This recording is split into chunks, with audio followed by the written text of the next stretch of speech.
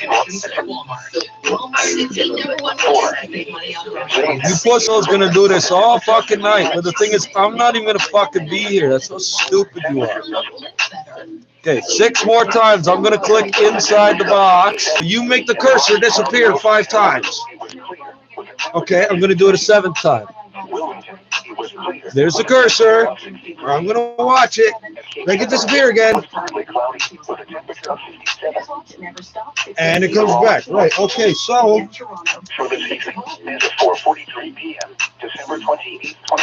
fucking retard. You guys are so fucking retarded. Look at what you're fucking doing, what you're actually trying to hold up, stupid. Stupid, you're fucking retarded. Fuck off.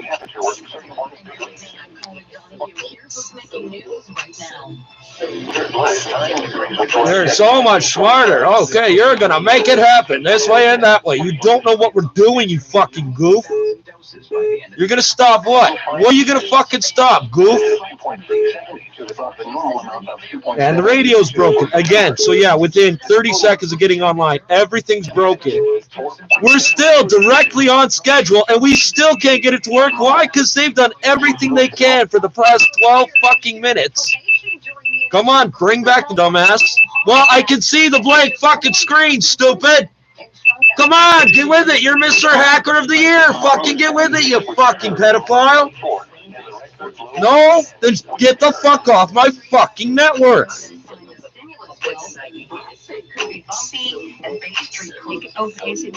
Child molesting piece of shit. In the message, body gets speedy recovery in people in Bosnia and Herzegovina and early victory over the pandemic. I got a cigarette China smoking has a pumpkin. released You a think I give a revised fuck about your punk ass? Fuck off! This is intended to make us oh, he's bothering me tonight. I'm going to say this, and no, I'm not. You're going to be dead just like the last 8 guys that did your job, stupid. What's he talking about? Notice how worn out the seat is? They didn't introduce the previous guy, did they? 88 existing items have been modified to expand their coverage. Yeah, I mean, literally, New sectors added to the national level catalog they're pretending they've been to jail. ECMO They don't devices, know what it online means. education service, and 5G The mobile concept of, telecommunications technologies. custody. They Foreign don't know what that investors actually entering means, 'cause they industries just on the snitched to catalog get out will of jail. enjoy preferential That's why they policies tell in me I fields such snitched as to get out of jail. taxation It's and to them, land that's use. possibility. The new catalog will come into For effect real on bangers, it's not a January possibility, is it, 27, Mr. Officer, sir? 2021. Chinese Yeah, authorities these are have police asked the officers US and to police immediately officer-enabled stop child using Hong molesters. Kong-related questions You've been to bothering explain us for China's literally domestic 22 affairs. years on the Chinese internet, let foreign alone ministry before says then. You fucking idiots. You are so fucking pathetic. Thin Blue Line, stick together to the end with my child molesting Beijing Hour, live from the Chinese capital. We smoke crack On today's with. program, President I Xi don't want this Jinping one. says I don't want China's this ready to one. work See, with I'm forgetting that it's not the delay. Third, the Guangdong Coast Guard intercepted a boat in the waters under its jurisdiction. Aboard the vessel were 12 Hong Kong residents who were detained for unlawfully crossing the border. The Yantian District People's Procuratorate in Shenzhen has announced that the suspects have been prosecuted in accordance with the law. China Media Group has released its top 10 domestic and top 10 international news of this year. The top 10 domestic news are China's victory over COVID-19, the formulation of the 14th Five-Year Plan for Economic and Social Development and future targets for 2035, the completion of the goal to shake off poverty, China realizing positive growth amid the pandemic, the 40th anniversary of the establishment of the Shenzhen Special Economic Zone, and the 30th anniversary of the development and opening up of Pudong, the birth of China's first silver code, the country's fight against floods, the 70th anniversary of the war to resist U.S. aggression and aid Korea, China's scientific breakthrough, and the adoption of national security law in Hong Kong. The top 10 international news are the coronavirus pandemic and the global economy slump, the U.S. 75th birthday and the 5th anniversary of the Paris Agreement, ratification of the Regional Comprehensive Economic Partnership, tougher U.S. pressure on Iran, the upcoming launch of the Africa Continental Free Trade Area, the widening rift in U.S. society, increased space exploration, and the Nagorno-Karabakh conflict. The 27 EU member states have given the green light for the post-Brexit trade deal to go into effect on January 1st. Ambassadors from EU capitals met in Brussels to nod through the accord, using a procedure which will take effect on Tuesday. This will provisionally allow tariff-free trade with Britain to continue after it leaves the EU single market at the new year. The member states' adoption of the plan allows it to come into effect in time to head off disruption of cross-channel trade. However, the deal must still be ratified retrospectively by the European Parliament, probably in late February. All 17 people missing after Russian fishing boat sank in the Barents Sea are reportedly dead in freezing Arctic waters. Emergency services officials say 5 ships have been deployed to search for the missing, but they have not been found yet. The fishing boat sank near the Novaya Zemlya archipelago with 19 people on board. Among those on board, a sailor and a navigator have been rescued and their condition is stable. All the crew members are Russian citizens. Russian authorities attribute the incident to the formation of too much ice on the vessel. And that's the news. Yeah, well, I was thinking of that as I'm clearing ice out these storm drains on a boat. On a boat, there'll be ice clinging to every rail, and you gotta chip it over and over all fucking day long. I'm asking you to do it, but you just wait on the top half of the boat. You wanna go under, stick your hand on it, done something about that? Global COVID-19 cases top 80 million. Doctors around the world fear the worst is yet to come. U.S. President Donald Trump signs into law a $2.3 trillion pandemic aid and a spending package. And the UK becomes the world's fifth largest economy again by raising concerns of deep recession after Brexit. You're listening to Road Today, a news program with a different perspective. I'm Diana in Beijing. In the coming hour, we'll bring in-depth analysis of this news and other stories we'll be following. To listen to this episode again or to catch up on previous episodes, you can download our podcast by searching Road Today.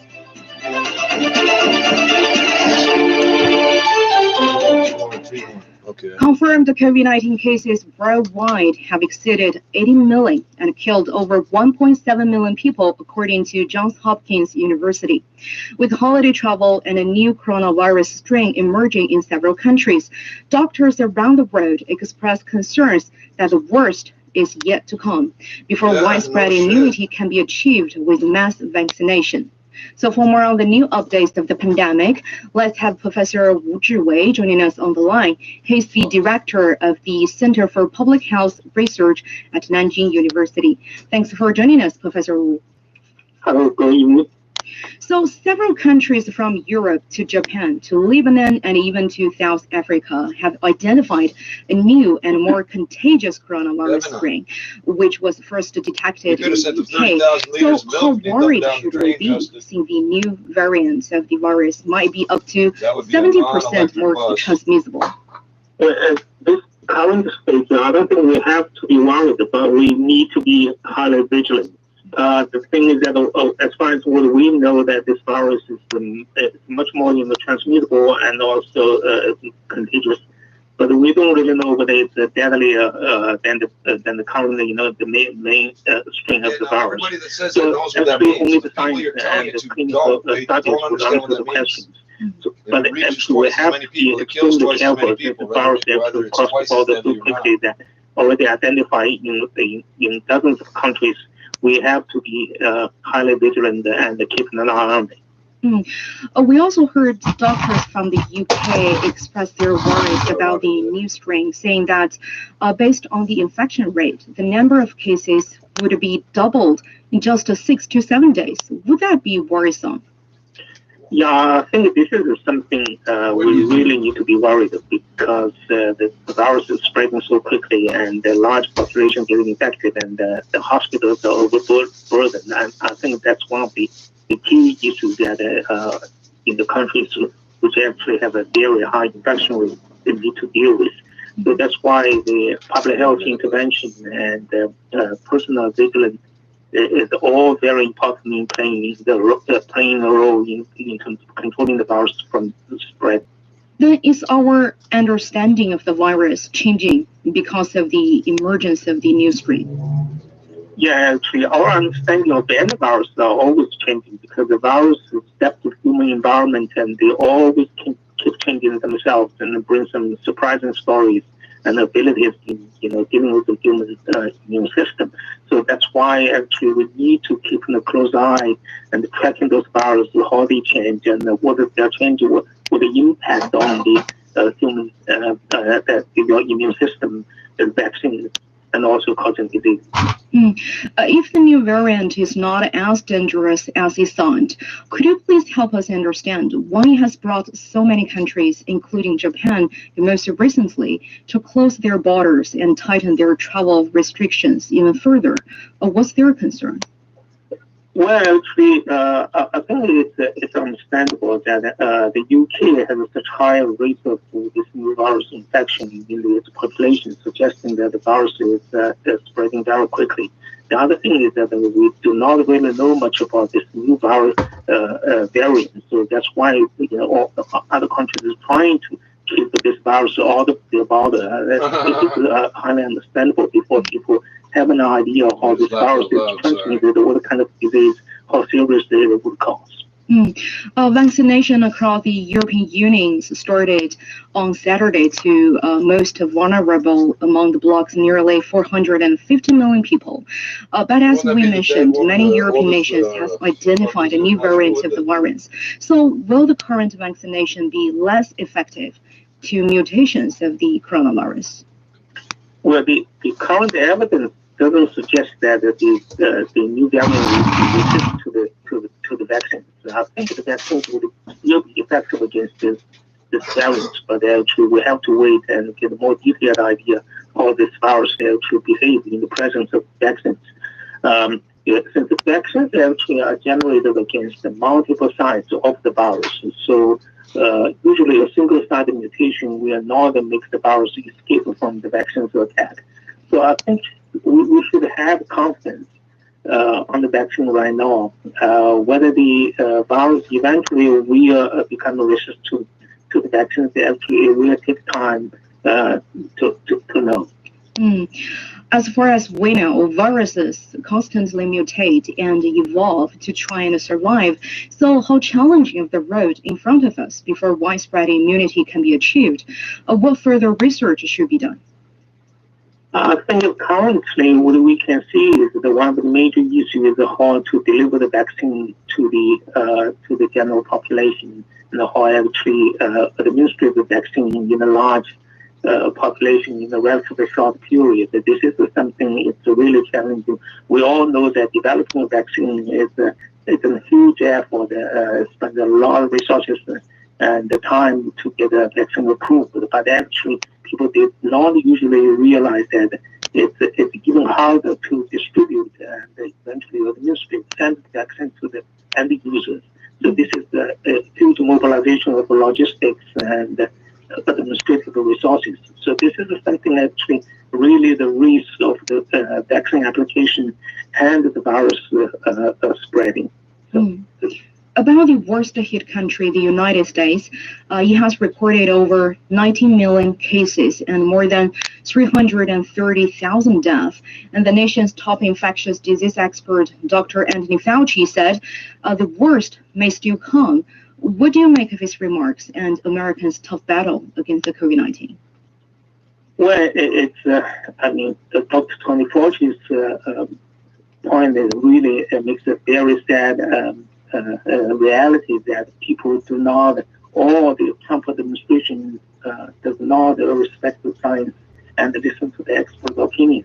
This is something that actually we all learned in this entire scenario that, when a virus is ramping around the country, we really need to listen to the experts and the science and take a proper measure from spreading, from controlling the virus from spreading. I mean, there are a lot of common sense which we could apply in our daily life, such as wearing face masks, keep social distance, and avoid large crowds, and also reduce unnecessary traveling. Those are very basic methods people could use to avoid being infected.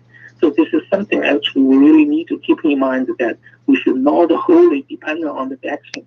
We have to utilize the vaccine in combination with the general public health approach to contain the virus from spreading. Professor Wu, the new updates from China on Sunday, we recorded 21 new COVID-19 cases, including 6 local infections. At the beginning of the pandemic, thanks to reacting quick and hard policy, China has pretty much returned to normal life since late April. So will the sporadic infections put Chinese cities back into another lockdown, especially at the time of people, getting ready for Chinese Lunar New Year? I think this is, a special season. We really need to be careful and be vigilant. But I'm pretty confident that we have the ability and experience and determination in controlling the virus. All those cases are rather, sporadic in those different cities, and they are quickly identified, and also the infected, their contacts are also quickly identified and put into quarantine.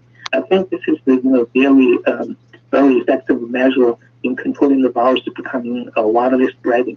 So I think those experiences could be introduced all across countries and could be even imitated by other countries. So this is, I think, reflecting our tremendous ability in mobilizing the resources and putting the virus down. I'm pretty confident that those would be small-scale bursts rather than large-scale spread. Another alarming news, South Africa is the latest country to pass 1 million COVID-19 infections. But according to African doctors and experts, because the coronavirus killed far fewer people in Africa than in Europe and Americans, it's leading to a widespread perception in Africa that it was a disease of the West. And they believe that might be one of the reasons behind the tide of new cases on the continent. What do you make of their concerns in Africa? Well, I don't really know scientifically the reason behind this low death rate in South Africa, but I mean, people should not, just having a false hope that the virus is specifically targeting a certain population. The virus doesn't recognize borders and the human race. Basically, when the virus goes to other countries, they will kill people. The point is that we do not really have a full idea. Those people who died in South Africa, maybe that people did not identify the death from the coronavirus infection, and they thought that those people who died maybe died for other reasons. So this is a complex issue. But the thing is that at this stage, when the pandemic is all over the world, this is not the time to discuss, whether the virus is specifically targeting a certain population. We really at the end we collect all the data and have an idea, do a careful analysis and have an idea how the virus actually, causes disease and kill people. But we all need to be highly vigilant and do not get a false hope. Thank you very much, Professor Wu, for your time and insights. Okay, you're welcome. That's Professor Wu Zhiwei, Director of the Center for Public Health Research at Nanjing University. This is Road Today. Stay with us. You are listening to Road Today. Data from the National Bureau of Statistics shows that profits for China's major industry firms totaled 730 billion yuan, or about $111 billion in November. This is an increase of 16% year on year. So for more on this and China's economy this and next year, our Zhao Yang earlier talked with Zhang Gong, professor with the University of International Business and Economics, and Einar Tangen, author and a columnist. So first of all, Anna, in November alone, we know that the profits of major industrial enterprises increased by nearly 16% from a year earlier to 730 billion yuan. So what do you make of this performance? Well, this officially puts China above the V. Remember we were talking about a V-shaped recovery. China's gone beyond that. It's now grown. Now, when you start looking at these numbers, they're down a little bit from October, where it was almost 28% or above 28%. but that had a very November had a very high base. It was a big year, big month last year, so that explains what it is. But what you see here is 7 consecutive months of steady increases in industrial production and profits. Profits have really gotten very, very nice. You're suddenly seeing a recovery. It's looking very good for China right now. So, John, so what do you think? Is that a kind of reflection of the V-shaped recovery? Absolutely. I totally agree with Aina. The China's economy is fully coming back. Usually, if you look at the historic patterns, this kind of V-shaped recovery will be followed by a gradual tapering off. So it's not entirely V-shaped though. I would call it Z-shaped. But I think we don't have disagreement here that in the last few quarters, China's economy is coming back pretty strong. And in this statistics you have been saying, the industrial enterprises, what really it means according to China's Bureau of Statistics is really they are all manufacturing companies. And so these are the profits of major industrial enterprises, Aina, but China's exports also quickly rebounded as the country brought the pandemic under control, actually. And we know that China's exports rose by 21% in November, with the export performance once again beating the market expectation. So how do you see the momentum of this exports, and what are the main export items, or will it continue? Well, you've seen things like coal go up. It was this is the first month that they've had an increase. An actual profit. It went up 9.1%. That's a real bellwether because that tells you that there's consumption. It's not just the cold snap. It's everyone prepares for winter, and you have a lot of steam coal being shoveled into heat homes and things like that. But the domestic economy is doing very well. I mean, you can see it, especially in the cities. It's a little uneven. It is not as strong when you get out to the more rural areas. But overseas demand has really been plugging away. China is the only operating country. To give you an example, we've talked about the fact that to get if you can find a container, it's going to cost you 2 to 2.5 times what it cost you even a few months ago. So that tells you exactly where the trade is going from, and 2, less is coming back into China because these containers would be back here and you wouldn't have a shortage, except the fact that they're pushing things out. As I said, industrial profits are up 2.4% for the last 11 months. Now compare that to October when we talked about it. It was 0.7% for the first 10 months. So you're really seeing some momentum beginning. So when we talk about some imports, Aina, we actually mean domestic demand. So what is the role of the household spending in China's economy, recovery? What are the key areas for the domestic consumption? Well, the domestic consumption it covers what we've seen is much more on products and things like that. Food, there's been a little bit of inflation and things, but not as heavy on the service side. And this is one of the areas where they think that as people gain more confidence going forward, there will be more of a push in that direction. But it's just people are buying things, especially for the home. You've seen a real increase in the people splurging on new furniture.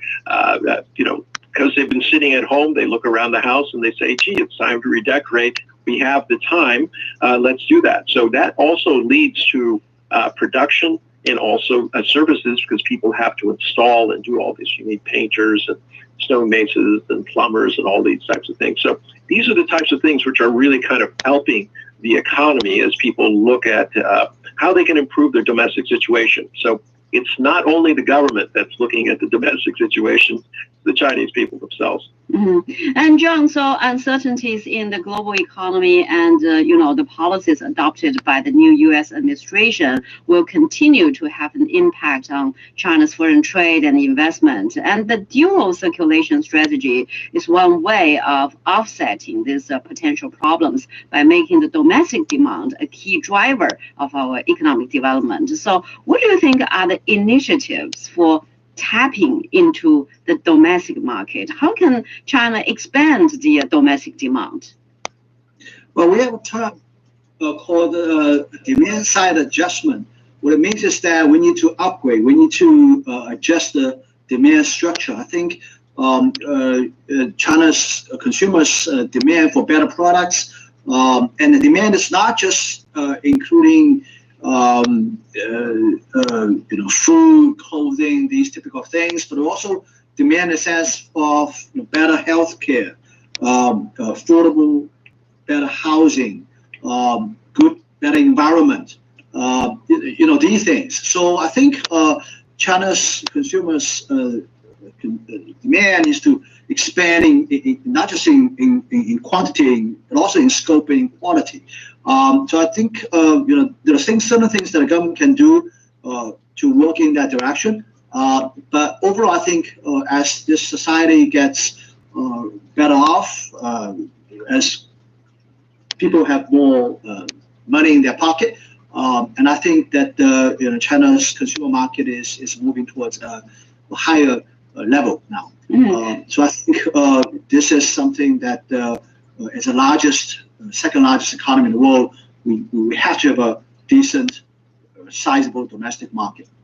So Ina, so how can China expand the domestic demand, and how will this actually impact people's livelihood? Okay, so there's two ways. One is you give them more money, disposable income. But that's a little hard because you have to give them the job. So in order to get that done, what you've seen is a series of moves by the government to make things more efficient.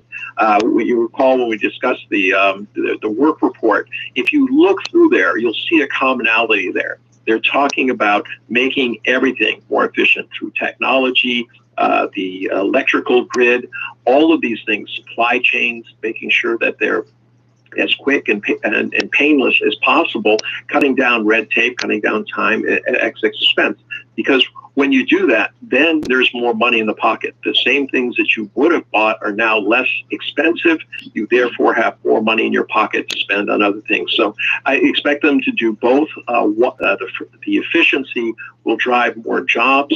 It'll make Chinese exports even more attractive going forward. And also that will create the jobs that allow people to have more money in their pocket. And John, so what do you think are the risks or challenges in expanding the consumption and investment? And to what extent do you think the COVID-19 pandemic and the external economic uncertainties will impact the domestic economic reforms?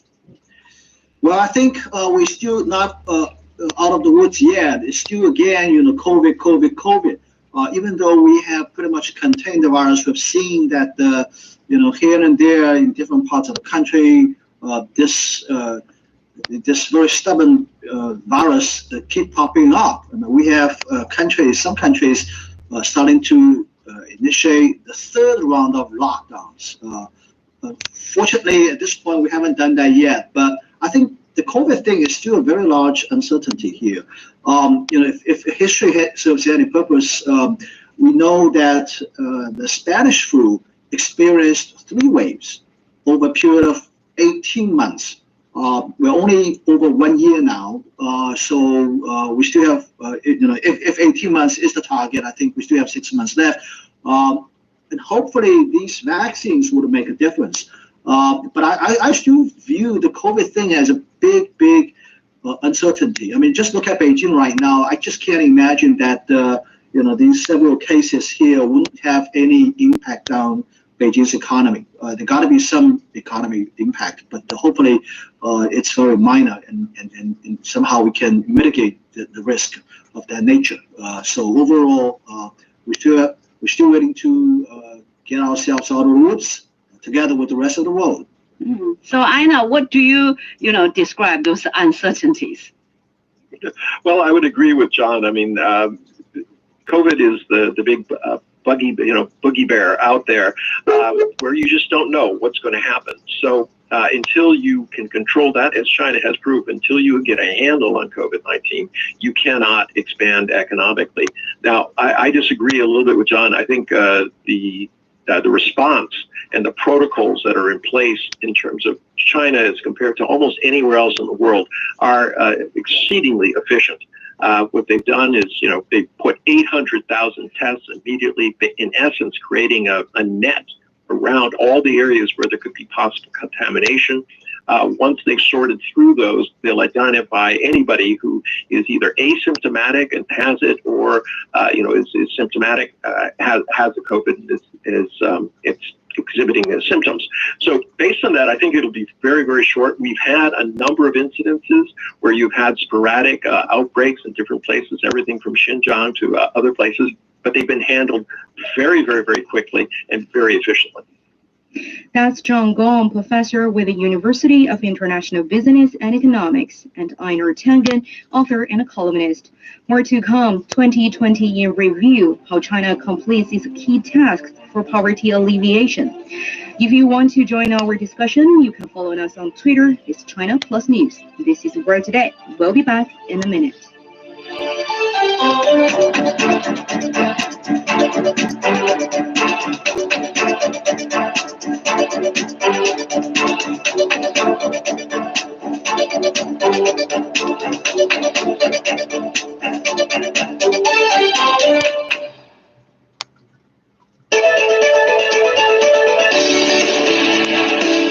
Hello, this is Michael Zhang. Greetings from Los Angeles of the Golden State of California. Thank you today for making me part of your team. I truly enjoyed the debates we had and look forward to many more in the years to come.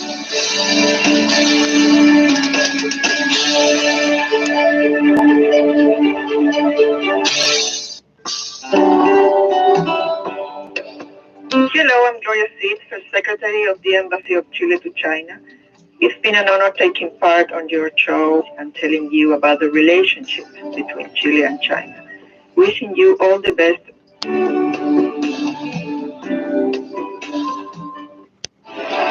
In-depth analysis, valuable insights, expert views, presented by an award-winning team. Today, keeping you well-informed, up-to-date, and ahead of the news. You are listening to World Today with me, Glenna, in Beijing.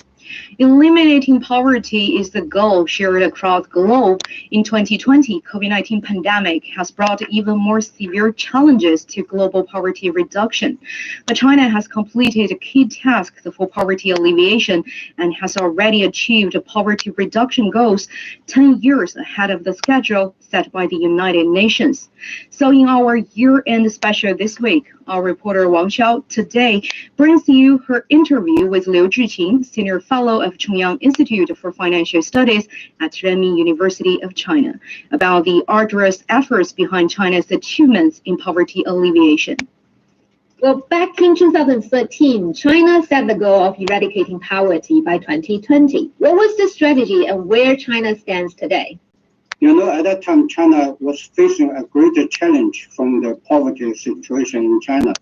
Because first, China is willing to finish and to realize the goal of the United Nations by 2030, that to have poverty reduction achievements. So at that time, China still have more than 100 million people that are in a very extremist poor situation. So at that moment, that China and the Central Committee of the Communist Party was under great pressure that how to realize all the goals in the shortest time. So that time the central government set up the 2020 is our target time that to finish or to reduce all the poverty to zero. That is a great effort. Also, we should say this is a very ambitious plan for the human being. So in that time that China has really spent a lot of time and full of efforts that to finish this target. And fortunately, the whole country has unified policy, unified actions and the plan. We have achieved this goal by the end of this year. That means we have now reached to zero extremist poverty according to UN standard.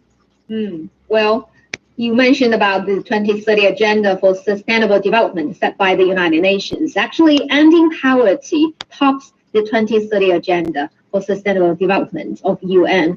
If we look around the world, still there are millions of people struggling to get out of poverty. So Mr. Liu, do you think the policy developed by China could work in other countries?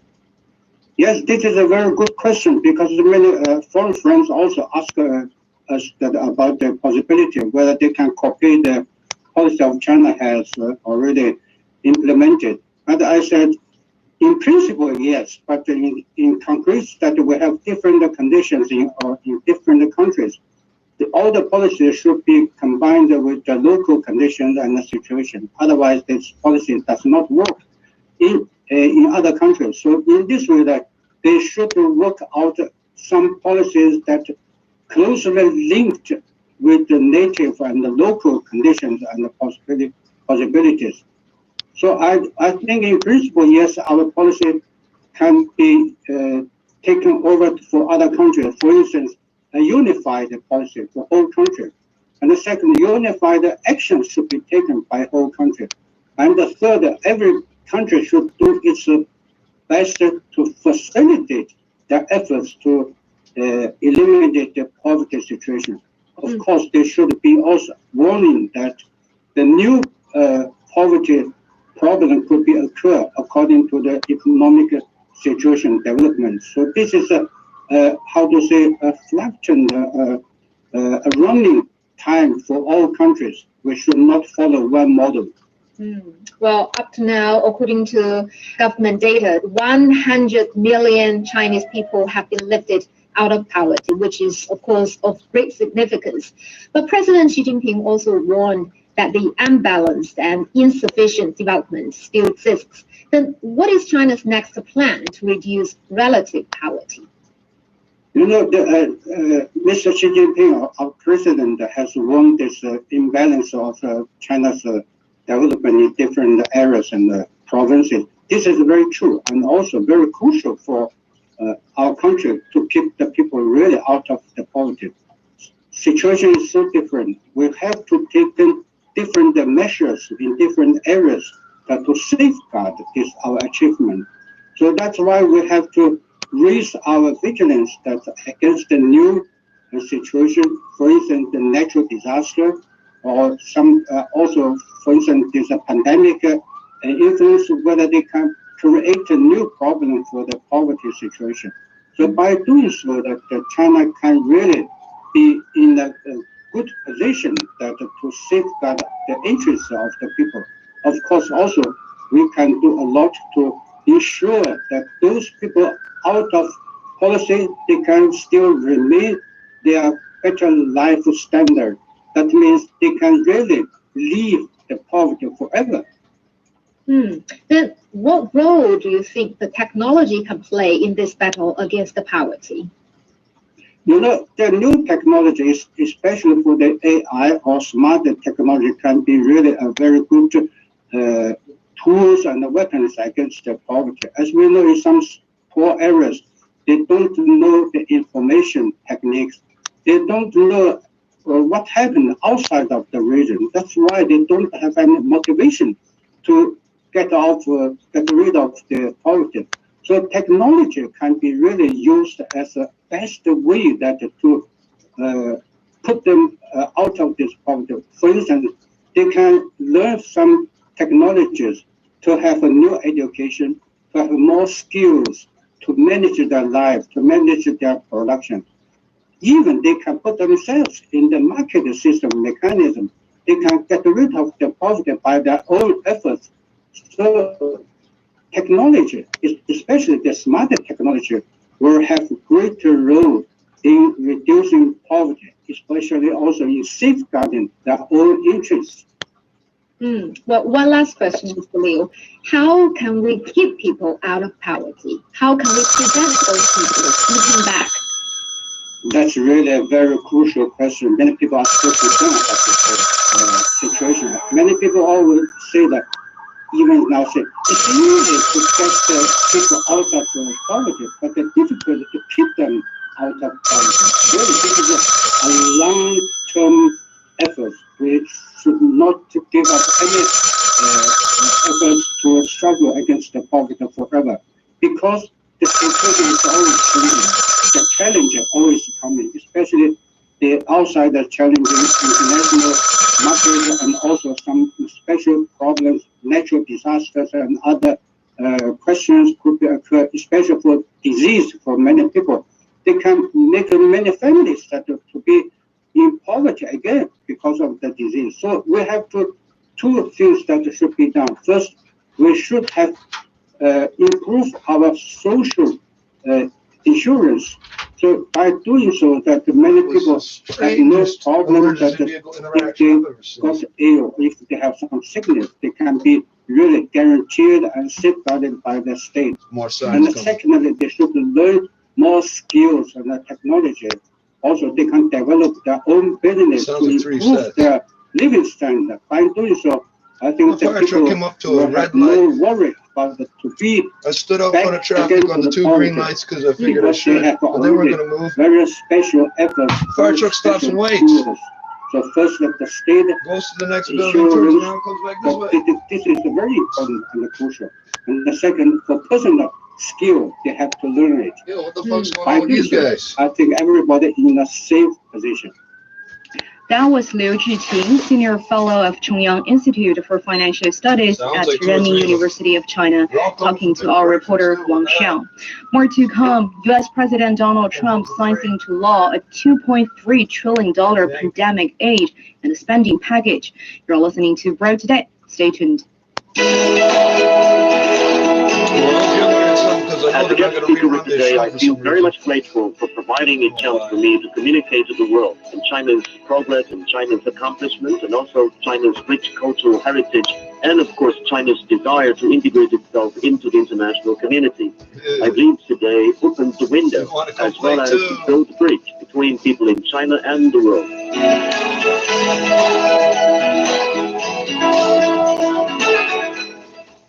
You're listening to Road Today. COVID-19 relief is on the way to most Americans after a government shutdown was avoided in the nick of time.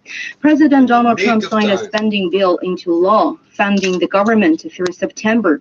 Bundled within that large spending bill is the COVID-19 relief package, which includes money for vaccines and stimulus checks for most families.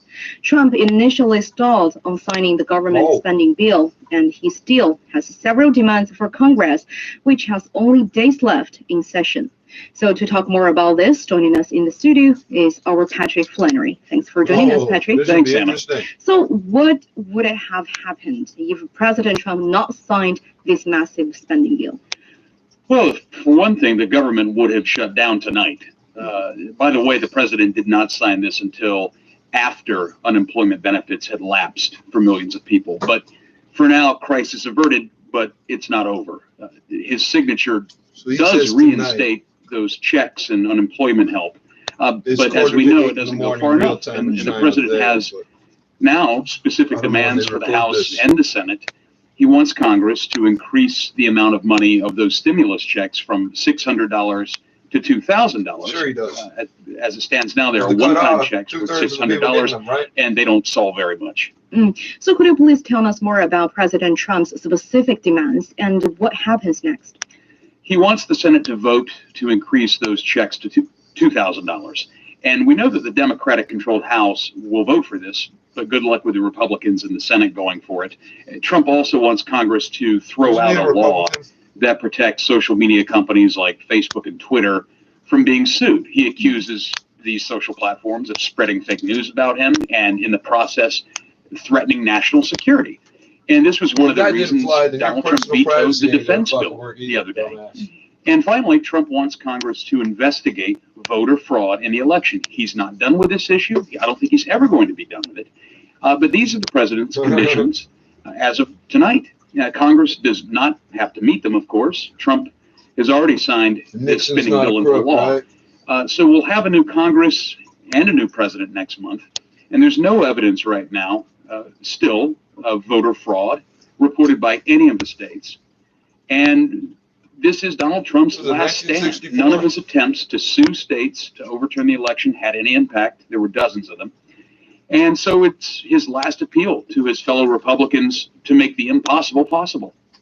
What about President Trump wanting an increase to the amount of those checks from $600 to $2,000? Was this was an unexpected change coming from him? Yeah, I certainly didn't expect it. I mean, this number, the $2,000 number, is a lot closer to what Democrats in Congress wanted all along. But for 5 months, their negotiations with the Republicans made that impossible. I mean, where was Donald Trump in July with this particular perspective? That's when the first COVID check and the first unemployment benefit in light of COVID-19 expired. And at that time, the president was not pushing his part to approve checks worth October, I think. He was focused on getting reelected. And meanwhile, a vaccine has been available for only a couple of weeks now. We're at the height of the pandemic in the United States. And the end of the year is coming without those checks. They'll be worth $600 as of right now, which does not come close to covering rent, let alone groceries, utilities, medicine, baby supplies, and so on. And to say nothing of the eviction ban, which extends now only through January. So in another month, Congress is going to have to revisit this. And depending on how things shake out in this Georgia election on January 5th, we'll have either a Democratic-controlled Congress under a Democratic president or a Republican-controlled Congress under a Democratic president. So whatever happens is going to determine just how swiftly more COVID relief can happen beyond Joe Biden's inauguration. Over the holiday weekend, social media trending topics like hashtag golfing and veil referenced what the president and the vice president were doing over Christmas. While Congress was hashing out COVID relief, were people angry about it? Yeah, you're referring to hashtag golfing and hashtag Vail, as in Vail, Colorado, VAIL. Trump has been golfing at Mar-a-Lago in Florida. No surprise, he's there quite frequently these days. And that's where he ended up signing this overall spending bill, which encapsulates the COVID relief package, that $900 billion package. Vice President Mike Pence went skiing in Vail, Colorado. So, you know, presidents and vice presidents are entitled to take a vacation. Trump doesn't have to be in Washington to sign a bill or veto a bill. How is it Pence? But he's been mostly absent since he lost the election in November. And making fun of his name. I'd say I'm more concerned with how few days Congress has left before it adjourns. And then we have a new Congress on January 2nd. I get that a lot of people view Trump and Pence's vacations as out of touch and insensitive. While most Americans were not able to visit their families for Christmas, they weren't able to travel. Many have had those closest to them die from COVID-19. Yet Trump's posturing shouldn't surprise anyone. He thinks he can govern by tweet.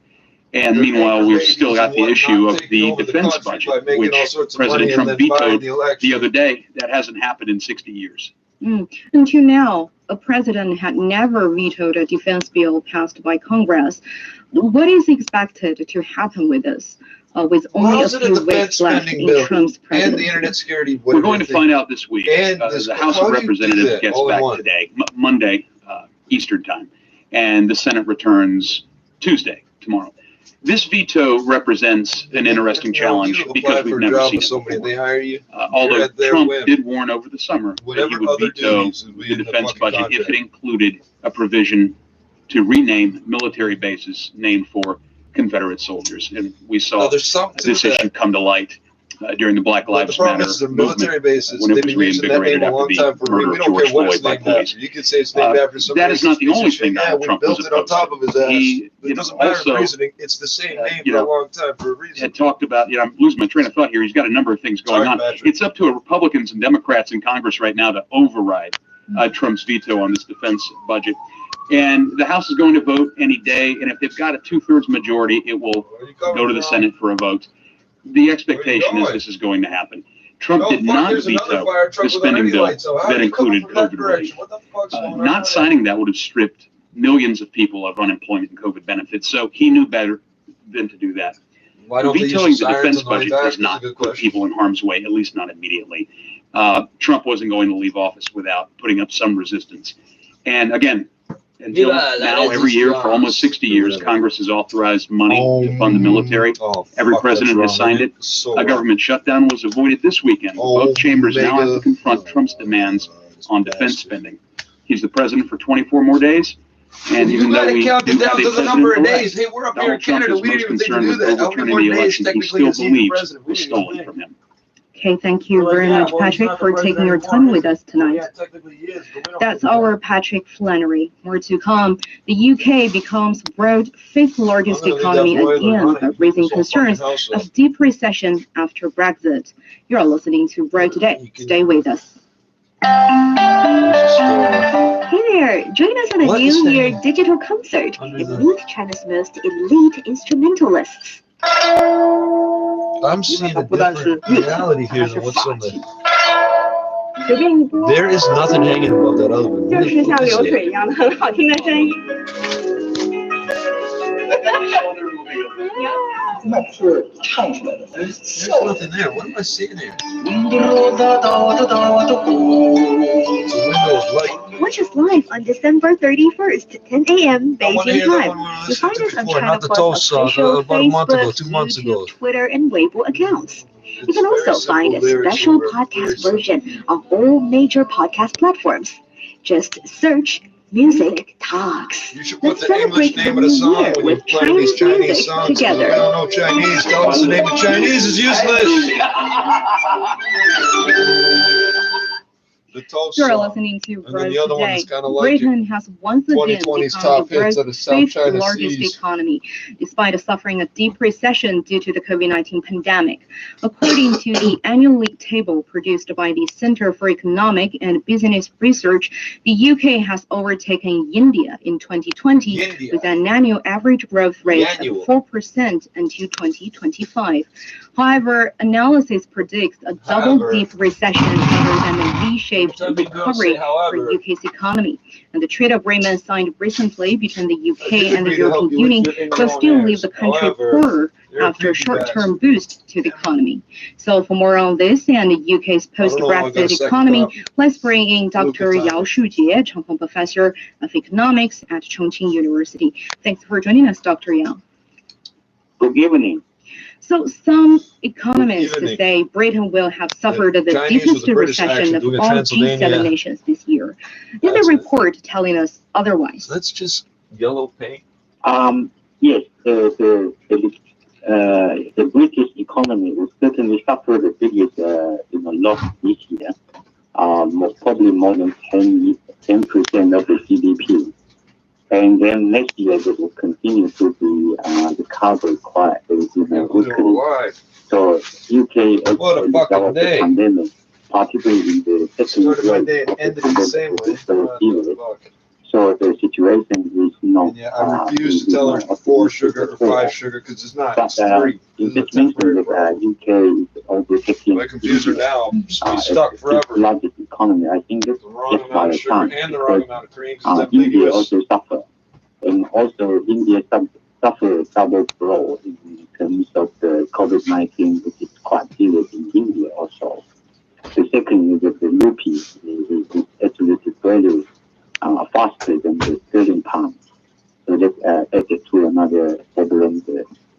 Speak softly, carry a big stick, right? Positive problem that But these guys are COVID-19. kung fu masters. Straight the samurai Indian type economy shit, is right? far No, more it's the wrong vulnerable culture. I don't care. to the moment. But in the longer term, I think there are a lot of uncertainty facing the UK. A number of factors together, particularly the Brexit. Although there's a good news that with the EU and the UK, they come to some agreement Captain Trippz that will not be a hard leaving of UK from the EU. There will be some sort of compromising period.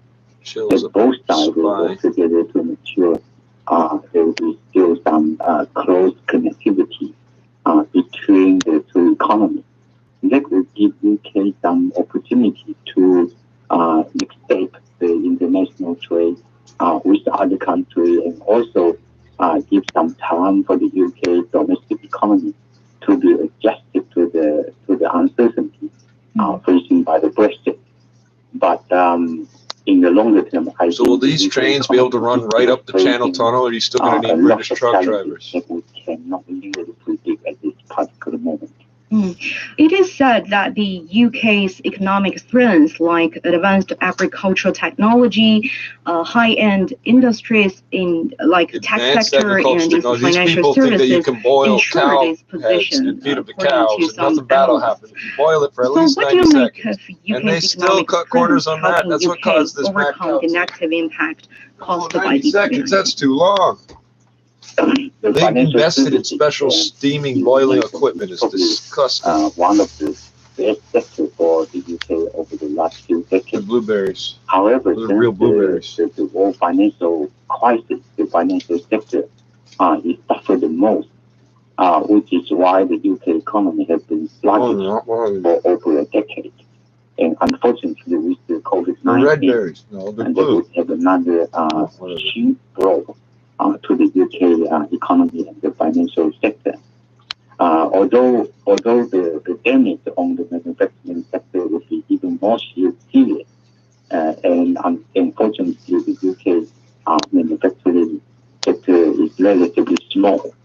But it is all round blow to all sectors basically, not only the services, financial sector, manufacturing, and agriculture. I mean, after the Brexit, agriculture is going to face even more challenges because UK is not a big agricultural economy. Actually, the agricultural production consists only 1% of the national GDP. Which is odd. You got so many people there. You don't grow nothing. Agriculture is you specialize in going around the world telling other people how to grow stuff on their land.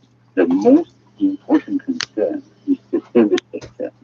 And if the service sector is suffering, you're always bragging about how much you got. You don't. As a result of the COVID-19 and Brexit, then the UK economy has to seriously adjust the structure.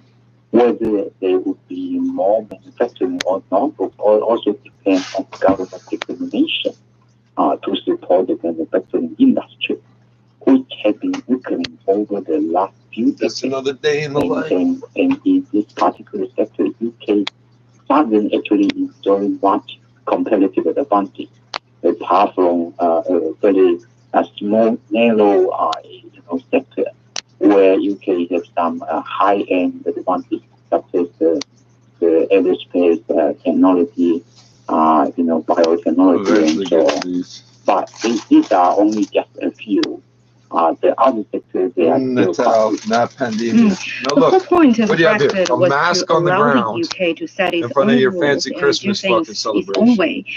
So what will the UK do I don't need differently? to know the language.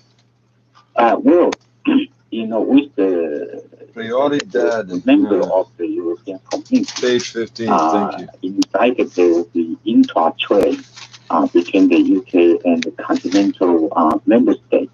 The continental member states. About 60% of the total. The UK is the only one that's an island. You give them the tunnel, and they're still mad. Brexit, this proportion would tend to decline. Because there would be I thought the tunnel went hand in hand with the EU membership thing. Concessions about the tariff and some other, movement of goods and people. So, well, I know you gotta have air pumped in under pressure and water pumped out. 24/7. This would allow the UK to exploit some other opportunities. For example, exploit, connection with importing and exporting tariff-free. Australia, have that and already? also the Far East, including China and in other countries. So, and guess how they have to get there? They have to go across the entire European Union to get there. And a strong connection with the continental Europe because the neighborhood very close, logistics, and also the tradition of trading with the continent. So when's the next time China and Russia is going to do war games? We have to diversify in the Pacific the portfolio of trade with other countries. But most importantly, I think the UK has been suffering from trade imbalances like the United States. There has been a consistent trade deficit incurred by the UK trade activity. Okay, but you can work around that if you fucking stop being idiots. Cope with the trade deficit is still demand a very strong challenge for the UK. But you're still in NATO and the UN, but not in the EU. You're going to be cut out of so much because they don't know what the fuck That's to Dr. include you. Yao Shujie, Cheng Kong Professor of Yeah, Economics what at didn't you Chengchi hear about this through the University. EU thing? That's all the Oh, time that's right. for You're out this in edition EU. of Word Today. You're 6 To months listen behind to the this rest of episode us. again or to catch up on previous These episodes, diplomats and you the can black download flag our cruisers with podcast black by windows searching and red Word license Today. plates I'm here in Diana. Thank you Ontario. so much for joining us.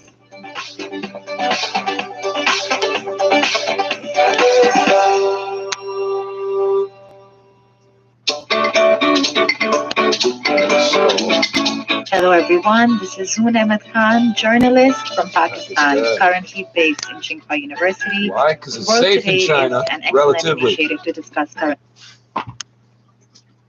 It's safer for her in China than it is here. That's a rolling drum. Always be work. 680. 49 degrees with 2.35 and relative humidity 58%. I don't know what's up with this weird time delay, but I don't really care. Pressure was 30.24. It's rising. It's the most Subaru time of the year at your local Ontario Subaru dealer. Experience the joy of symmetrical full-time all-wheel drive and holiday bonus of $500. Right now, downtown Toronto, it's -1. The last 5 days, try not to be sick. That sound of the That's my tone life, means isn't it? 680 news time, 7 o'clock. Thank God for this second job. Breaking news, traffic, and weather. This is 680 News, Toronto. Good evening. This is Monday, December the 28th. I'm Tim Chapman. And good evening, I'm Carlin Donahue. Here's what's making news right now. 43 residents of a long-term care home in Scarborough are dead following an outbreak of COVID-19 there. Meantime, there's 150 active cases of the virus at the home. This comes How as do you the have that province many? plans to administer 90,000 doses of Pfizer's COVID-19 vaccine to frontline healthcare workers and vulnerable community members by the end of the year. The provincial government is opening a new You know, if you tell me I'm allowed to volunteer there, but I cannot come and go, and all I can bring is the clothes I'm wearing, I could watch all this stuff over and over with nothing more than some dish soap or hand soap and a bucket if I have to. 4 years in prison by a Chinese court. The Bills and Patriots gear up for Monday Night Football. We'll still be cleaning up the economic mess from this if that person gets out. Sports a big deal. The U.S. markets closed at record highs with the stimulus bill now signed. Bay Street closed for Boxing Day, and natural gas takes a big hit. Business at 26. 680 News Time, 7:01. Time for traffic and weather together on the ones. Here's Colette Desjardins. This report brought to you by Markville Like the entire- Toyota. So far, so good. The major expressways continue to move Biden- well around the GTA. In The town, entire we've Biden got presidency broken will water go main, without this and person's that is feedback or affecting input John whatsoever. Street. So that is closed right now until January 4th. So John Till that January is shut down 4th. basically from Henderson to Bayview. Also, we're dealing with snow squalls and snow-covered roads They're heading getting into calls Barrie, from the even public. from north of Highway 89 to north of Barrie, right The into radio College station Country ain't on the telling us 400 shit. When are you and gonna have Highway that fixed? 11. So that Don't lie to means us. icy road conditions and visibility has been reduced. Southbound Highway 11, just at Oral Line 11, we had reports of a vehicle in the ditch. Join Good, the we Markville put it Toyota there. family in the heart of Markville, or Markham, and lease or finance you from to as low ride as 0% on winter select beater models. in the winter It's in time Toronto. to Toyota. Visit markville.com. Your next report is at 7:11, but right now let's get the forecast. Not reporting Emily at 7-Eleven. Fuck that. Temperatures continue to fall through the overnight. We'll get down to -5, Mess up but the feel like coffee. -13 Switching to when we thermoses, factor now in the they make wind. it for you. Tomorrow, some sunshine with a chance of a few flurries in the morning. Daytime high of -1. Well, I give up. The number of times I Overnight put the low, cream, sugar, fill up the coffee. 680 Oh, News it's Time, fucking ice 7:03. cold. Why'd I waste the cream and sugar? Exactly. Well, these fucking idiots don't make fresh coffee. COVID-19, and nearly 200 cases have been reported at the facility. According to a letter sent to families, When the last time I 128 put the residents full and coffee in 69 the staff can, members it's at Tender fucking Care Living laugh Center at the person near behind McNichol you and laugh. Victoria Park are in isolation after testing positive for the virus. Northwood General Hospital, The which was Tim Hortons are recently next to the asked to place. take over Look at management this of the home, provided an update today, saying while there is immediate need for nurses in the home, personal support workers are available in sufficient numbers, and physician staffing levels are strong. They add that more than 20 residents and 34 staff members more than have enough personal recovered. support The workers Ministry in of South Long-Term Central Care had Ontario asked because North about York General 15 to years step ago in they and just provide were support for crazy the home telling for 90 people, days after saying that they were if you deeply could concerned pass about the high school situation. just barely, More you than could be a 2,500 PSW long-term care forever. homes residents have died since the beginning of this pandemic. Left out the number. And the province says they intend to administer a total of 90,000 COVID-19 vaccines before the end of the year. Those doses will be going to frontline workers and the most vulnerable members of our communities. According to health officials, over 13,200 vaccines have been distributed throughout the province so far. These efforts were slowed over the holidays as a number of vaccine distribution clinics closed to low staffing numbers in hospitals and long-term care centers. The province is that was only the second and third day. We didn't know they were open and the Christmas province Eve. is unveiling a specialized care center to help long-term care homes in the GTA adjusting to this pandemic. 680's James Mackin has a look. Mary Lee Fullerton, the province's long-term care minister, says this specialized care center will provide temporary residence for LTC residents in the Greater Toronto area who must be relocated. Having challenges, whether it's related to outbreaks that they're having difficulty with, staffing. It really is required to be an important measure in addition to what we've already done. There are a lot of people just in this building who are aware. They're aging. They're trying to age in place. They know they got medical issues. Health experts We see Kenny walk around and nobody gives him a hard time without some sort of backlash. Over the coming weeks, and They see us roughnecks are out there, but we don't bang into the old people. Hey, fuck you. Absolutely not. We hold the door open and say, pardon me, and get out of the way. 680 News Time 7:05. They know which way from the long-term care homes. It's just a bunch of bullshit. Is popping up worldwide. 680's Lucas Castelletto with the latest. Yeah, some of them are trying to get into these subsidized places. In countries Seniors such as building age Denmark, 50, Belgium, at the least 55 Netherlands, and up. Italy, and Australia. A similar but separate Some variant trying that has out. also been identified in South Africa. At least 24 It countries was have now identified by banned South passenger African travel from the scientists UK, in South Africa including as Canada. the Some strain health that is going experts say crazy in South Americans Africa should be and the traveling UK. regardless, because new I believe that was COVID-19 Thursday, hospitalizations and deaths are Friday. soaring. Here's America's top doctor, Anthony Fauci. The likely congregating of people for, the good warm That's purposes what I mean of by being lying. They together changed the story for the throughout the holidays. fucking It's day, very let tough alone for the week people long. to not do that. We advise not to. It's going to happen. I share the concern of President-elect Biden that as we get into the next few weeks, it might actually get worse. France, Germany, Italy, and Portugal all began mass vaccinations starting on Sunday.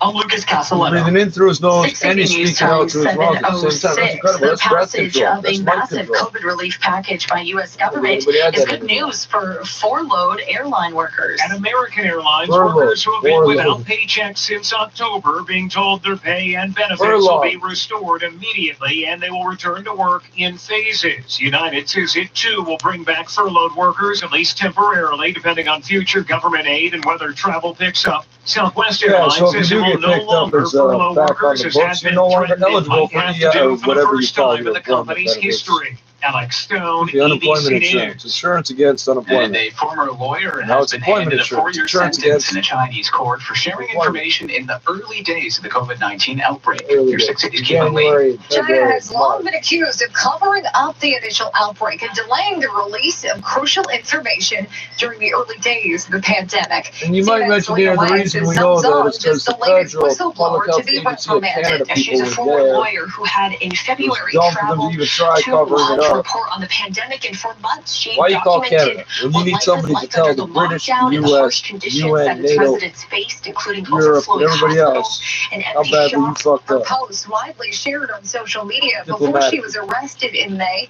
During her sentencing hearing, the judge citing allegations of spreading misinformation and disrupting public order.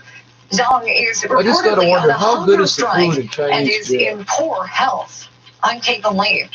680 It's News always Time, balanced, right? 7:07.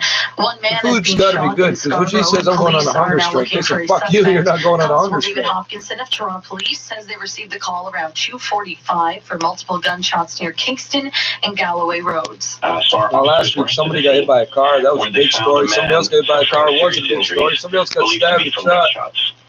We have reports from witnesses that saw another man running through a parking lot.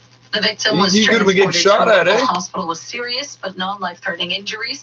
Police have released Oh, a you were seen description running of the from the scene. suspect. Damn right, looking there were for a shots man going off, wearing sir. a blue hoodie, black pants, and a blue puffy jacket.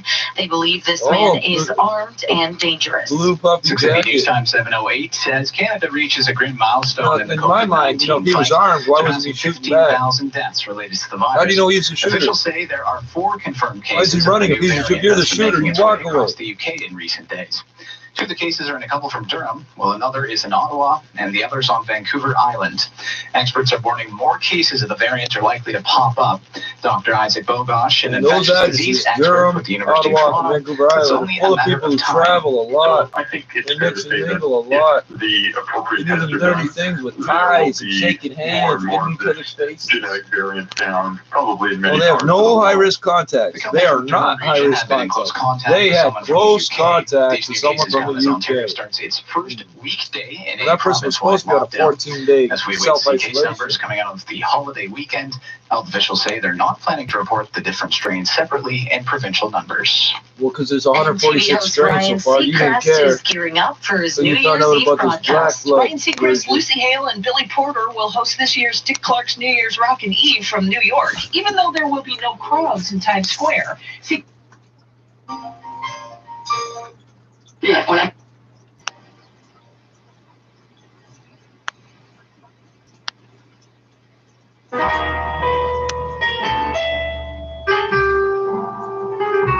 That's very Franco.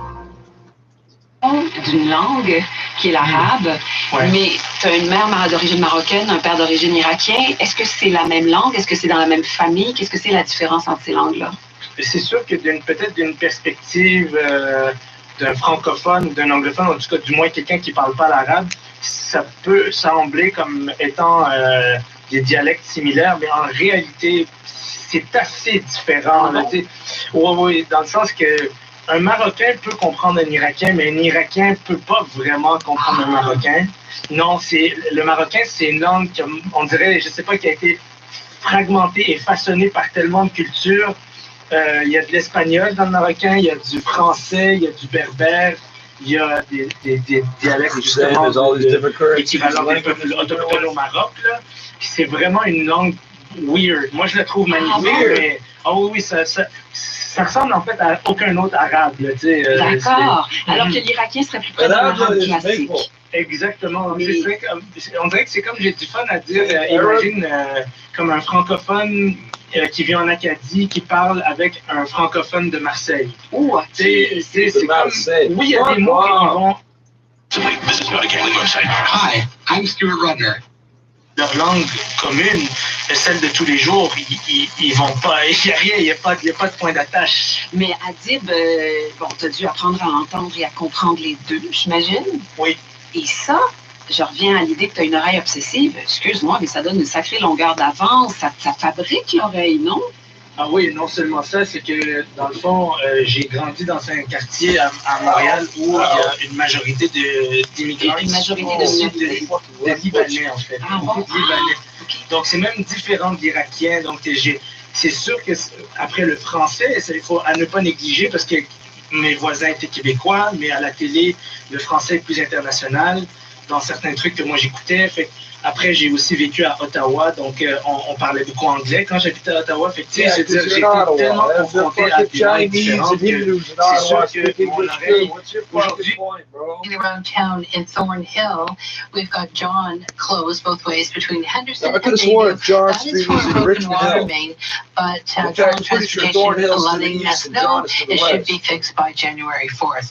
Snow squalls up north, snow-covered roads as well, heading into Barrie, even from north of Highway 89 all the way to north of Barrie as you head into Cottage Country, Midland, Aurelia, and right now that's on the 400 and Highway 11. So that means icy road conditions, and according to traffic spotters, visibility is reduced. So give yourself lots of extra time. Serious injuries need serious results. When it comes to fighting for your rights, there's nothing tougher than a diamond. Call Diamond and Diamond for a free consultation. The number 1-800-567-HURT. Your next forecast, or rather your next traffic report, is at 7:21. Right now, let's get the forecast. Emily Vukovic. Cold tonight, dropping down to -5, a few flurries tomorrow morning, but then some sunshine and a daytime high of -1. Tomorrow night, cloudy with a chance of flurries, going down to a low of -6, feeling more like -12. More active weather coming in for Wednesday with the chance of some rain or snow and a high of 4 degrees. Our overnight low tonight, -5. 680 News Time, 7:13. A couple of musical biggies from times past and the present are battling for chart supremacy. Paul McCartney back in the top 5. His new album, McCartney 3, debuts at number 2 on the Billboard 200. J'aime ma musique avec les gens. Je me posais la question, pourquoi est-ce que j'ai autant de facilité à chanter les autres? Et est-ce que ça semble être une épreuve pour moi de placer ma voix telle que je l'entends dans son plein potentiel sur mes propres positions? Puis j'ai réalisé à un certain moment que, dans le fond, ce qui facilitait le processus de chanter les autres, c'est que le chemin avait déjà été tracé. Quand tu dis chanter les autres, c'est chanter en imitant un autre chanteur? Exactement. You've only taken 3 steps. Here I Oh, yeah, the toka. Basically standing still. Can the toka help innocent citizens breathe easier? Probably not. Find out why at thetokaonline.ca. Pay homage to India's rich cultural history with a culinary experience from India Indian Bistro, a family-owned and operated restaurant located across from historic St. Lawrence Market. India sources the... Pour moi de dire, OK, that's how you advertise. Indian dishes. That's how you Today, advertise. and experience why India Indian Bistro is a TripAdvisor Hall of Fame member. India Indian Bistro, the essence of India. It's Canadian Fresh, friendly. quality ingredients. Get 10% off your takeout order today We when already you know go all through the ingredients. We got a couple India.ca. places in it. This is all news radio. Where is it? Across from St. Lawrence Market. No, I'm from here. I know. It's not, I know that's not specific enough. I'm Tim Chapman. But Here are if the you top go down stories there, this look around, hour. you'll find the 43 residents of a long-term care home in Scarborough are dead following an outbreak of COVID-19. There are now 150 active cases of the virus at Tender Care Living Center. North York General Hospital, which was recently asked to take over management of the home, providing an update, saying there's an immediate need for nurses. And this comes as the province aims to administer 90,000 doses of Pfizer's COVID-19 vaccine to frontline healthcare workers and vulnerable members of the community by the end of the year. And Toronto Grace Health Centre opening a new specialized care centre to help long-term care homes in the GTA adjust to the pandemic. Isn't that the hospital downtown that was for closed for long-term like care 15 residents or in the 18 GTA years? who have to be temporarily Wasn't it relocated. right on the top of 680 News Time, 7:15. Now, 680 Sports from Sportsnet 590. And here's Josh Goldberg. The Buffalo Bills know what lies ahead of them over the final 2 weeks of the NFL season. Win out and you're the number 2 seed. They'll start that journey tonight as they travel to Foxborough to take on the New England Patriots on Monday Night Football. Wide receiver John Brown was activated off of injured reserve, but subsequently moved to the reserve COVID-19 list. Kickoff is set for 8:15, and you can catch the action on Sportsnet 590 The Fan. The MLB offseason has moved at a snail's pace so far, but after the San Diego Padres jolted some life into it last night with a monster trade for Blake Snell, they've continued their aggressive moves by reportedly inking Korean outfielder Ha-Sung Kim, who'd been linked to the Toronto Blue Jays. There are also reports that the Padres and Chicago Cubs are closing in on a trade for starting pitcher Yu Darvish, with John Neiman reporting that the deal is looking like a 4 for 2. And with NHL opening night just over 2 weeks away, the Montreal Canadiens brought in a little sandpaper to their lineup by inking Corey Perry to a 1-year deal for $750,000, while the LA Kings and Andreas Athanasiou agreed to a 1-year, $1.2 million contract. Scores 50 to 45 passes every hour. Anytime at sportsnet.ca/590. Scott McGilvery here. I started my career renovating basements, so I know how important it is to keep those floors warm. On my projects, I use DMX One Step 2.0. This easy-to-install underlayment works with most vinyl or laminate floors and requires no power tools, making it perfect for DIY installers. Even better, the air gap design creates a thermal break, making floors up to 6 degrees warmer than the concrete floor below. DMX One Step 2.0. No mold, no cold. Find it at the Home Depot. Always be the first to know. The new 680 News, be the first to know newsletter. Brought to you by Diamond and Diamond Lawyers. The current in the concrete floor, Plus weather and your and favorite it was always contests warm, like the 680 and it never News got wet. weather It would have guarantee. balls. Twice daily. Subscribe now at 680news.com/newsletters. And always be the first to know. 6 City News Time, 7:18. The man who planted a bomb in Nashville on Christmas told a neighbor days earlier that, quote, Nashville and the world is never going to forget me. Now that investigators have identified Anthony Quinn Warner, they're trying to learn his motive. The branch of the Tennessee investigation says hundreds of tips have been submitted to law enforcement agencies in the past few days. Warner died in his own blast. The explosion injured 3 people and severely damaged dozens of downtown buildings. I'm never going to remember his name. 7:19 as U.S. stocks closed at record highs as Wall Street entered the final week of 2020.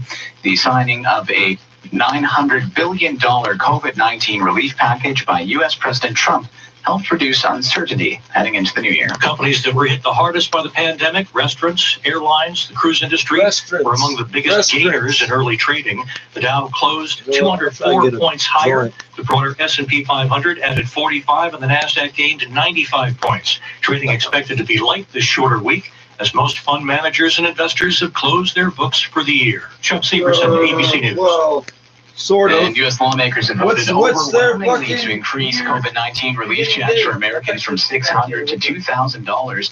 The bill now moves to the Republican-controlled Senate, where the outcome is uncertain when senators meet tomorrow. Democratic leader Nancy Pelosi called the upper chamber to pass the measure. Republicans have a choice. Vote for this legislation or vote to deny the American people the bigger paychecks they need. Pelosi to reject this would be in denial of the economic challenges that people are facing. This evening's vote passed 275 to 134, with some Republicans joining Democrats in supporting the move. You're listening to 6 City News, All News Radio.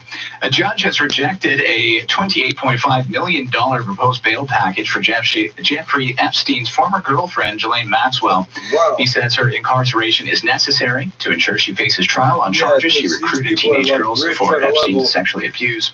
Maxwell was arrested in early July. She remained as a federal lockup in Brooklyn ever since. And it says that there were no bail conditions that would ensure she would not flee. Epstein killed himself in August 2019 at a Manhattan federal jail. Coming up, traffic and weather together. Oh, marvelously. They're convinced that when they yell at a child that it wasn't them doing that, and that child's a liar, when that child refuses to believe that somehow you have convinced the child to spread lies about them, even though they know they did it. Yeah, pathological liars. It doesn't come from you were sexually abused and now you're abusing others. That's not where it comes from. You're just a piece of shit of a human. Here it is, the sale we've been waiting for all year. The legendary Boxing Day sale at Visions Electronics. Save up to 80% off with no interest and no payments till 2022. Computer, appliances, headphones, car starters, and more. And Vision beats any price by 15% and gives you a 2-year warranty on premium TVs. Online, curbside pickup or delivery. Save up to 80% off. Boxing Day. On now for a limited time. Only at Visions Electronics. See the flyer at visions.ca. Very slight. See the difference. 6 City News Time, 7:21. Time for traffic and weather together all at once. Here's Clint Internet. And this report brought to you by MyMuskokaCottages.com. On the eastbound 401, just east of Brook Road, the right lane's still blocked with the crash. We've got emergency crews on the scene. Other than that, the main highways around Toronto is still in pretty good shape. If you're heading in the Thornhill area, we've got John Street closed both ways between Henderson and Bayview. That's for a broken water main. It should be repaired by January 4th. And heading up on the 400 and Highway 11, snow squalls are intensifying. And of course, highways are snow covered. So as you head into Barrie to north of it into Cottage Country, that means we're dealing with icy road conditions. Visibility is reduced, so blowing and drifting snow, making it a hazardous drive, a slippery one as well. Muskoka Realtor Bob Clark and his team wish you and yours a healthy trying to sell these houses for a year. Be sure to visit MyMuskokaCottages.com to see what 2021 has in store for you. The same houses you could sell in 2020. Right now, let's get the forecast. And here is Emily Bukovich. Well, we do have some winter weather to areas north of the city for this evening and through Barrie, through Midland, as well as in through Aurelia. Local snowfall amounts of about 8 to 10 centimeters by tomorrow morning. We heard that last. Accumulating snowfall rainfall of about 2 to 3 centimeters per hour at times, and those northwesterly winds gusting up to about 60 kilometers an hour could result in local blowing snow over exposed areas. So please, driving could certainly be hazardous with poor visibility in some of those communities. Now we are going to continue to see cloudy skies through the city with a few flurries tonight, dropping to -5. Factor in that wind chill, and it is going to feel closer to -13. A few flurries tomorrow morning, and then some sunshine tomorrow afternoon with a high of -1. System coming in for Wednesday with rain or snow in the forecast, a high of 4 degrees. And by Thursday, we are going to be returning to see some sun and a high of 2. Our overnight low is -5. And remember, 680 News is the only radio station with a weather guarantee. Today's jackpot stands at $22,700. Coming up at the bottom of the hour, the latest on a deadly outbreak of COVID-19 at a long-term care home in Scarborough that's claimed the lives of 43 residents and is actively infecting 150 people. We've also got the details on how many doses of Pfizer's vaccine the province plans to administer by the end of the year. 680 News Time, 7:23. Being a new mom isn't easy, but hugging's easy. Loving's easy. And baby D drops are easy too. Simply apply just 1 drop where baby feeds. There's no taste, so it doesn't interfere with feeding. Pediatricians recommend vitamin D daily for breastfed infants. Baby D drops, the sunshine vitamin in just 1 drop. You're listening to 680 News. 680 News Time, 7:24. If you haven't settled on your New Year's resolutions, there's a new Netflix show that has a suggestion. When was the last time that you did nothing? And by nothing, I really mean nothing. Headspace Guide to Meditation is a show created by Netflix and Headspace, and it's all about teaching you the secrets of meditation. It's an app which specializes in meditation and sleep assistance. The show drops January 1st with 8 episodes. And it was a little too close last night for Team Canada at the World Junior Hockey Championship. 680 Zach's Bodenstein with a recap and a look ahead.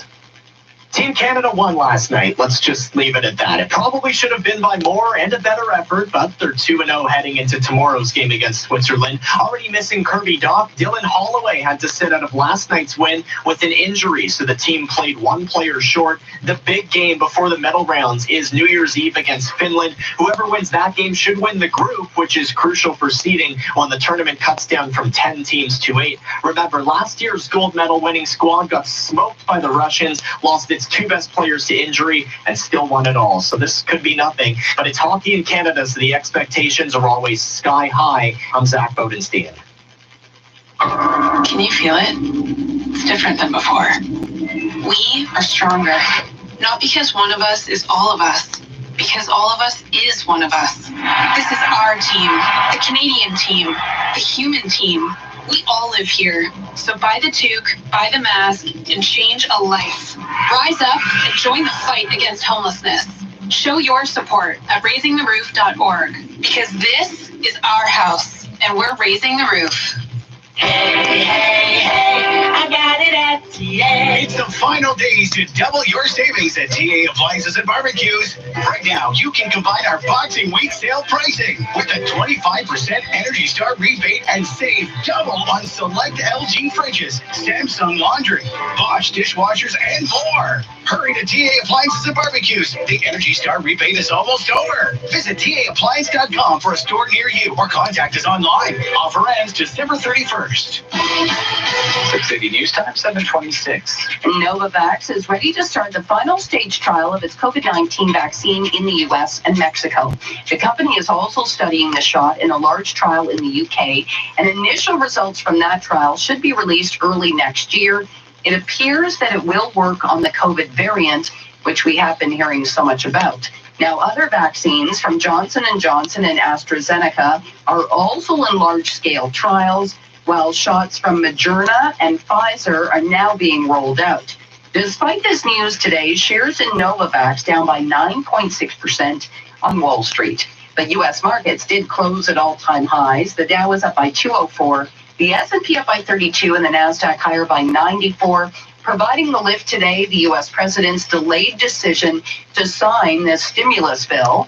Jeannie Zaino is with Bloomberg in New York, and she says politics definitely at play here. I don't think Democrats believe that they will be able to get $2,000 checks, but I do think at the very least they want to put Republicans on record to vote against it. And of course, it also is important to note that we are just about a week away from the all-important runoff in Georgia.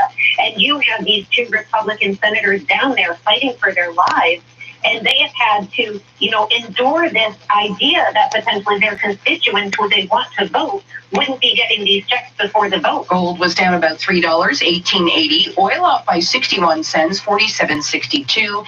And then natural gas was down 8.5% to $2.30, with warmer weather in the forecast next month. The Canadian dollar did finish a little higher, but it's still shy of 78 cents US. Now, the TSX was closed for Boxing Day. It will start the last week of 2020 with a year-to-date gain of 3.2%. At the Business Center, I'm Chris McCusker. Hi, I'm Frank Apple, President Lexus of Oakville. At Lexus of Oakville, we understand the value of time, your time. This year, we've all learned a thing or two about taking care of each other. But then, that's been our philosophy for a long time. We start with a safe, high-quality vehicle, then we service it meticulously, so you can enjoy every moment you spend with it. From all of us at Lexus of Oakville, Happy New Year, and please stay safe. Give your oven a break this year and cook all your holiday favorites on a Traeger wood pellet grill instead. Fueled by all-natural hardwood pellets, Traeger grills add incredible wood-fired flavor to everything you cook. Traeger's also boasts 6-in-1 versatility that lets you cook everything from roast turkey and grilled veggies to baked cookies and smoked eggnog. Plus, Wi-Fi technology lets you control your grill right from your phone. To learn more and find a dealer near you, visit TraegerGrills.ca/Canada Dealers. Put us on and find out what to wear. The best weather reports in the city every 10 minutes on 680 News. 680 News Time, 7:30. Number one for news in Toronto. This is 680 News. Good evening. This is Monday, December the 28th. I'm Carlin Donahue. And I'm Tim Chapman. Here's what's making news right now. A Scarborough long-term care facility is the latest facing a deadly outbreak of COVID-19 with over 150 active cases of the virus. A new specialized care center opens today to help long-term care homes in the GTA handle COVID-19 related challenges. Call it a pre-New Year's resolution. The province aiming to administer 90,000 doses of the COVID-19 vaccine by the start of 2021. As the UK sets a daily record of COVID-19 cases, a new strain of the virus continues to emerge worldwide, leaving many on edge. Bills at the Foxborough for a Monday night showdown with the Patriots. I don't want to burn these two joints and then go take a shower and then come over like, The U.S. markets closed at all-time highs with Bay Street shut down for a holiday, and Amazon is thanking everyone for a record-breaking holiday season. Yeah, thanks everybody for all that money, especially U.S. mail. Traffic and weather together on the line to the 680 Traffic Center collecting your data. Thanks, Caroline, and this report brought to you by Hakeem Optical. Still have problems on the eastbound 401 Easterbrook Road. The right lane is blocked with a crash.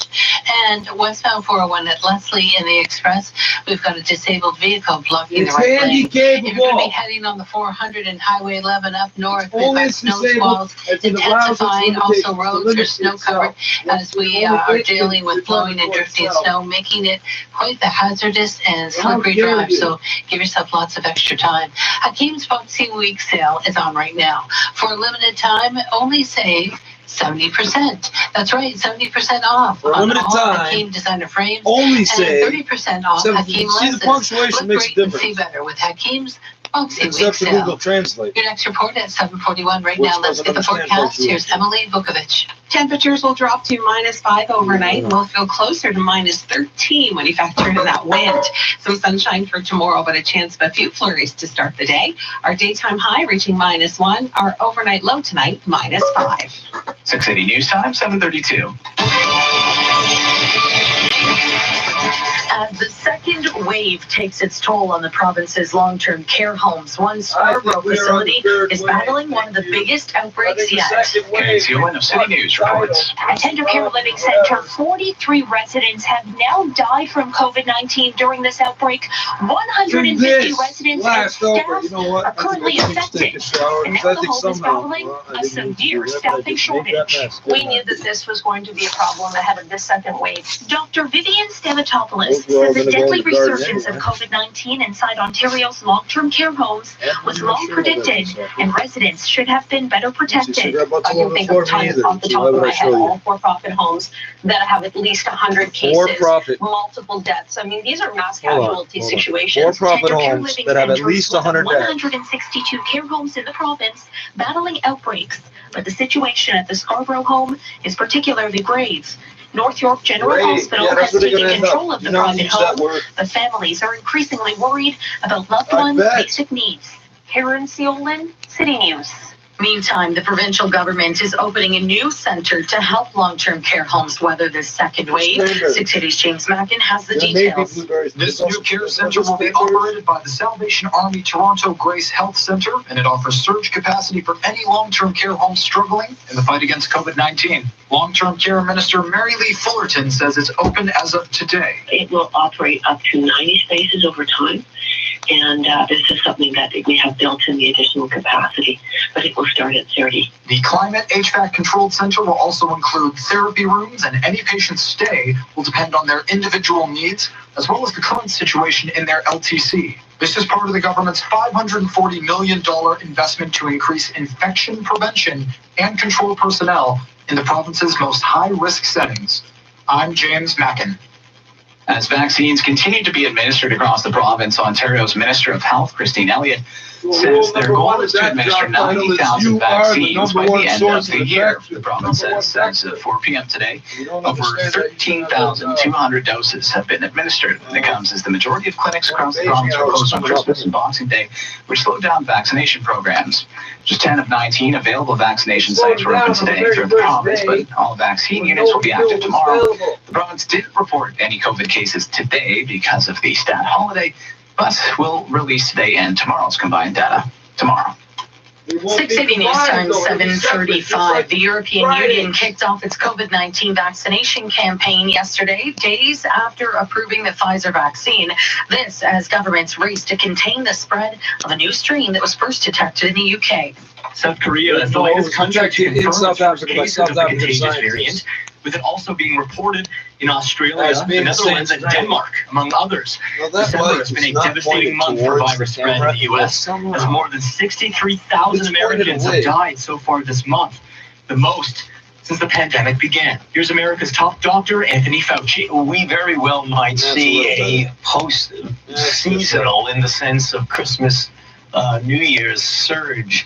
And as I've described it, as a surge upon a surge into the late fall and soon to be early winter, it is really quite troubling. More than 1 million people were screened across United States airports this weekend, despite warnings from health officials to not travel for the Christmas holiday, as the number of coronavirus cases continues to swell across the country. I'm Lucas Casaletto. 680 News Time, 7:36. A former lawyer who acted as a whistleblower during the initial outbreak of COVID-19 has been sent to jail in China. If the only reason they're not a lawyer is because of this incident, I would argue that they are still a lawyer. He's officially disbarred or whatever the case may be, but I would argue, no, they are still a lawyer. They're still fighting for the people. Information about how the virus was circulating and its impact on residents and hospitals. CNN's Selena Wang says China has been clamping down on coverage of the pandemic and trying to control the narrative of its government's response. And I want to bring up this that quote from the Hong Kong-based group called China Human Rights Defenders, which put it this way: under the guise of fighting the novel coronavirus, authorities in China have escalated suppression online by blocking independent reporting, information sharing, and critical comments on government responses. In the early days, China also reprimanded several doctors for, quote, rumor mongering. One of those physicians later died of COVID-19. 680 News Time, 7:37. On top of everything else that's made this year difficult, it turns out it was also a record-breaking year when it came to the weather. 2020 was the fifth year in a row that the Atlantic Surprise, everybody on the planet's playing with their toys, down as the most active pretending they're not on record. There were 30 named storms, the most in recorded history. Remember, we had to resort to the Greek alphabet just to name them all. But it wasn't just hurricanes. Out west this year also marks the most active wildfire year on record. In California, out of the six biggest wildfires in the state's history, 5 of them occurred in 2020. Mark Remillard, ABC News. 680 News Time, 7:38. Canada gets ready to face Switzerland tomorrow at the World Juniors in Edmonton. The host country has 2 wins and no losses, while the Swiss have yet to win a game. Defenseman Jamie Drysdale of Toronto says the Canadian team needs to get better every day to be sharp for the medal round games. We've definitely grown in our own aspect in regards to puck management, making smart play and just playing like a team. I think that's important in this tournament, and just getting better every day. Defenseman Braden Schneider returns to Canada's lineup for the game against the Swiss. He served a 1-game suspension for checking a German player in the head. 680 News. Year in review. Brought to you by the Chesterfield Shop. This is Kevin Meisner with a look back on July 2nd, the day Toronto set a sweaty record for heat, topping out at 35.5 degrees, breaking the previous mark set in 2002. Wow. It is like unbelievable.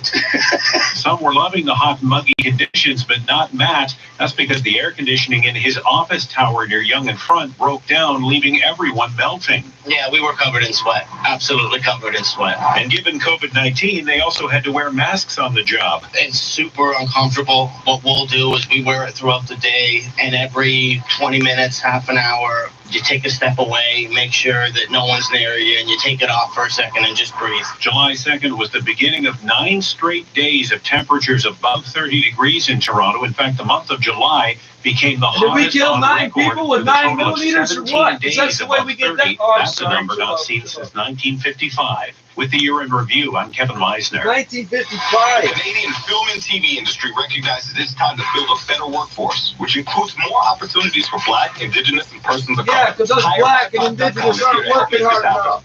Whether you're already in the business, trying to get a start, or in a position to hire, HireByPop.com. You can connect you to the right people. To start our own company with our own money. Distribution and marketing. HireByPop.com. HireBIPOC.com. Help build a stronger industry together.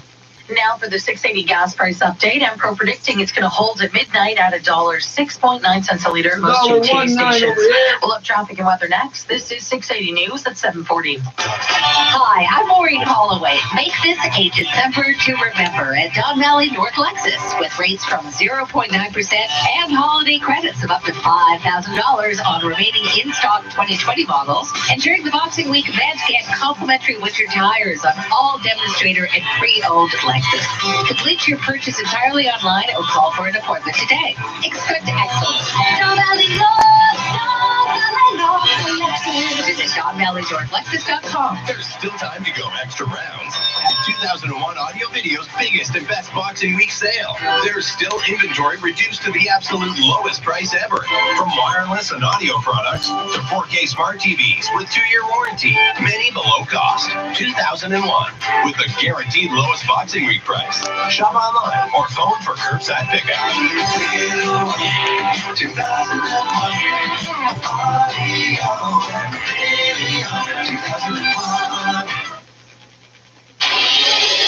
680 News Time, 7:41. Traffic and weather together. Here's Colette Desjardins. This report brought to you by Subaru. Eastbound on the 401, east of Brook Road.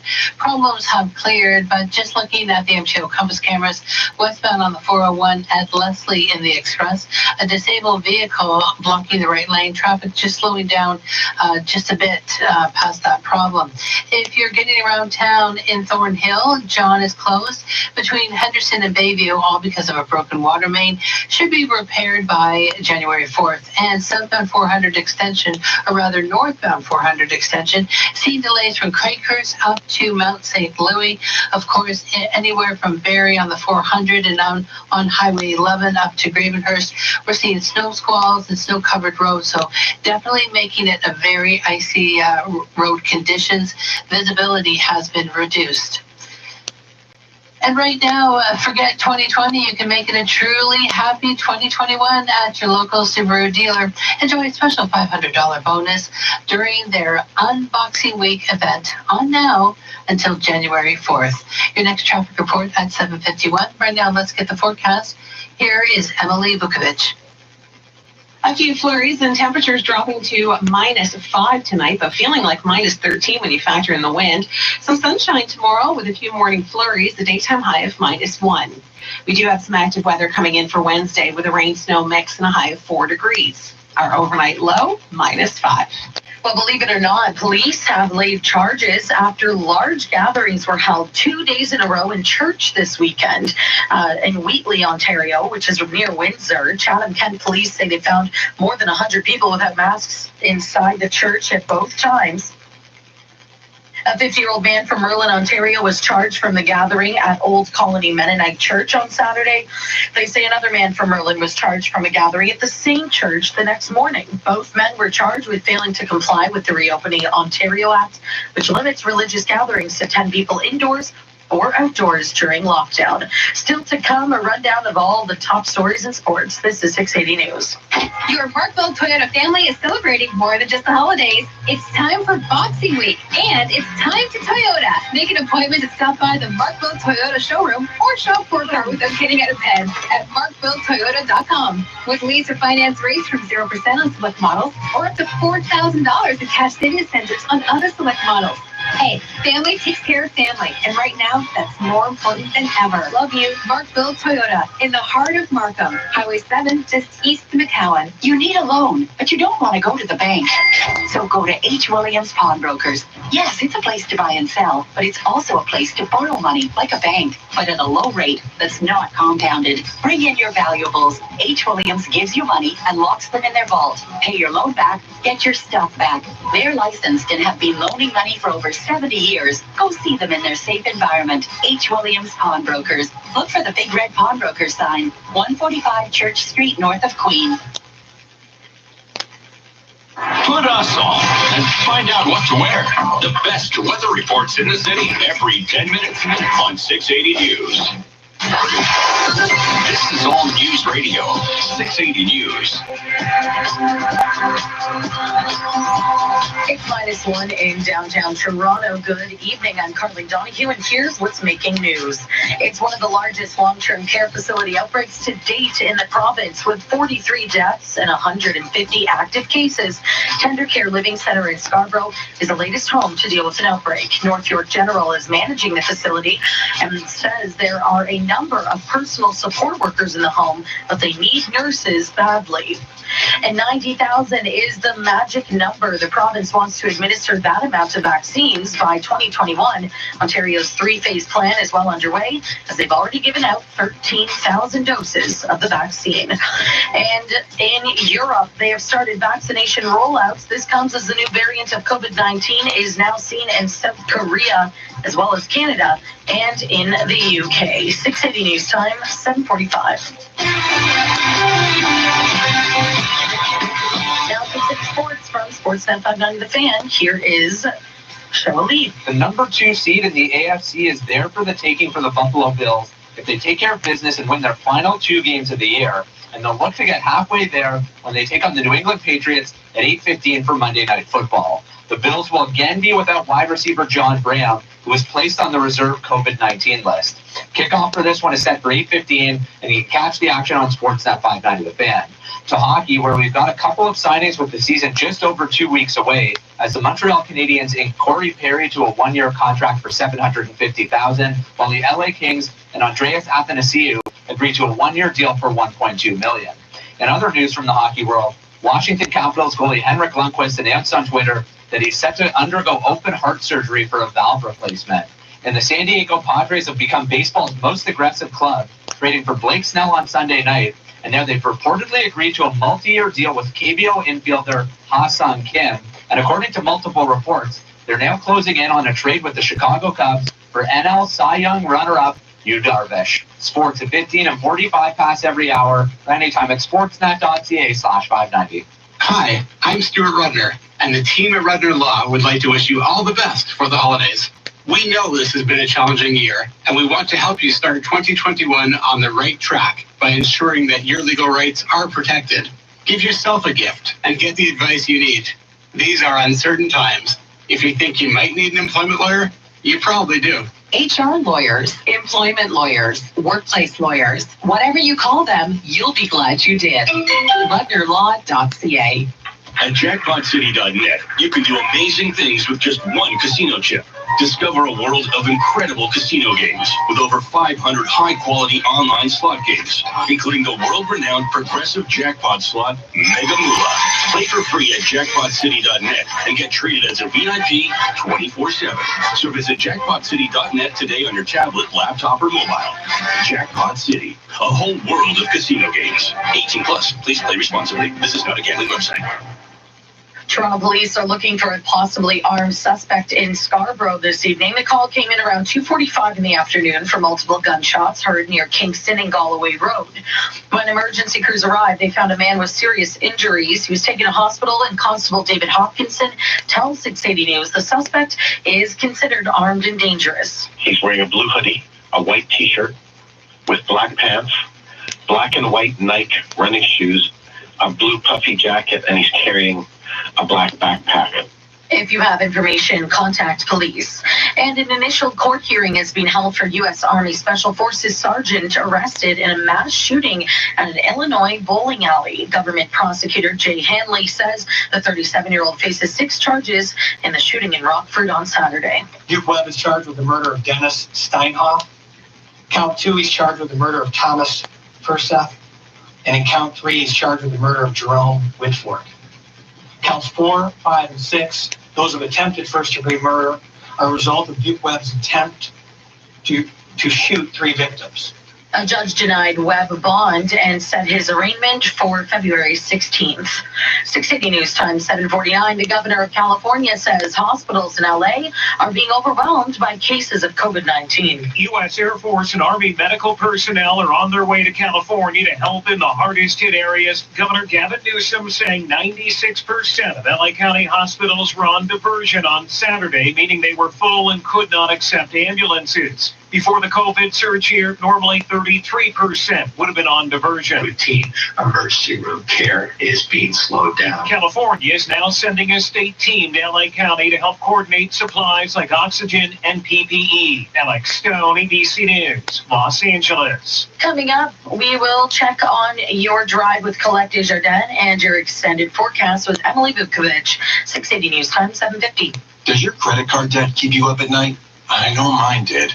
Hi, I'm Adam, and 6 years ago, I was no different, so I started New Borrow. Our proven step-by-step system helps homeowners eliminate debt and save thousands, like Tina. Now I sleep at night, my debts are paid off, and I only make 1 monthly payment. Read hundreds of other 5-star Google reviews and apply today to start saving. Use your home to get a loan with New Borrow. Visit newborrow.com. License 13115. Damn it, I can hear that from here. Alexa, what station has the best breaking news, traffic, and weather? 680 News, obviously. Arrive Alive is 30, and over the years, we've had a lot of support from people in the community who have shared our message. Like Shania, one thing I will get serious about is impaired driving. Plan ahead, take a cab, or stay overnight. And Wendell. Whether you're out of the town or just hanging out with friends, drink responsibly. Always have a plan for a safe ride home for yourself, your family, and your friends. Thanks, you two. Just like Shania and Wendell, you can support sober driving. Learn more at arrivealive.org. 680 News Time, 7:51. Traffic and weather together. Here's Colette. Thanks, Carly. This report brought to you by Don Valley North Toyota. Well, on the westbound 401 at Leslie in the Express, we've got a stalled vehicle blocking the right lane. Emergency crews are there, slowing things down just a little bit, approaching Leslie in the Express. Not too bad. Otherwise, the rest of the major routes still moving at the limit, quite nicely, in fact. Now, if you're heading north on the 400 and Highway 11, you're dealing with snow squalls and snow-covered roads. So heading into Barrie to north of it into Cottage Country, icy road conditions, blowing snow. So give yourself lots of extra time. Northbound 400, we're seeing delays from Craighurst up to Mount St. Louis, and southbound Highway 11, that's slow out of Aurelia down to Oral Line 10.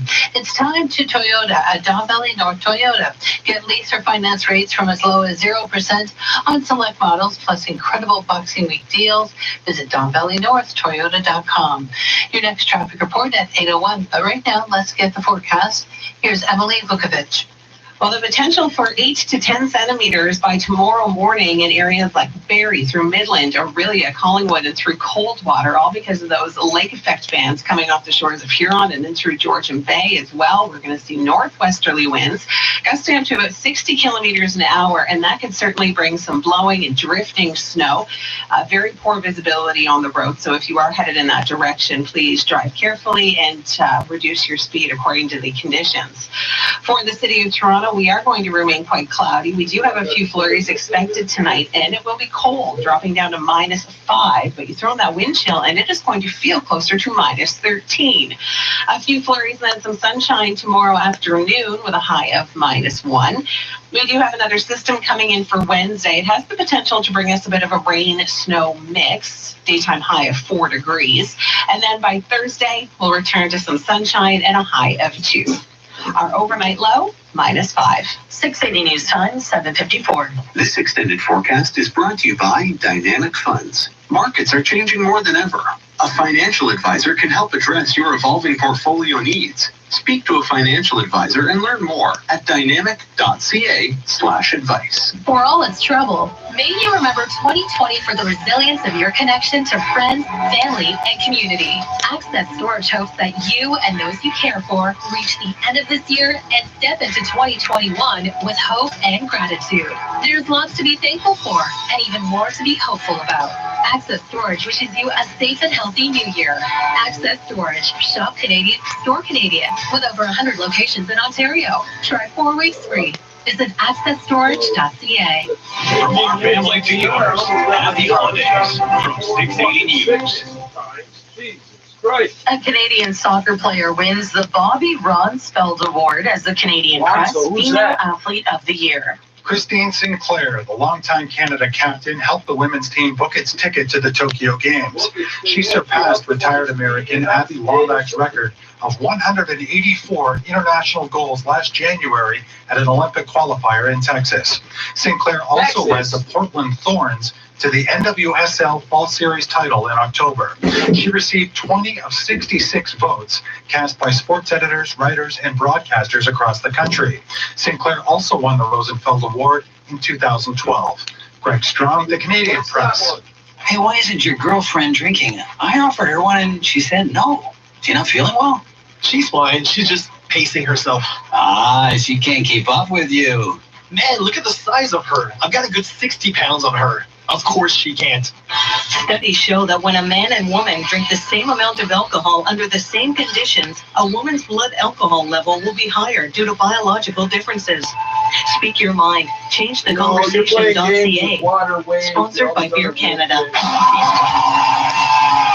NHL Live, the stream that must be seen by hockey fans everywhere. I mean real hockey fans. Those who want to watch their favorite team when they live far away, but can't miss a single sniper cell.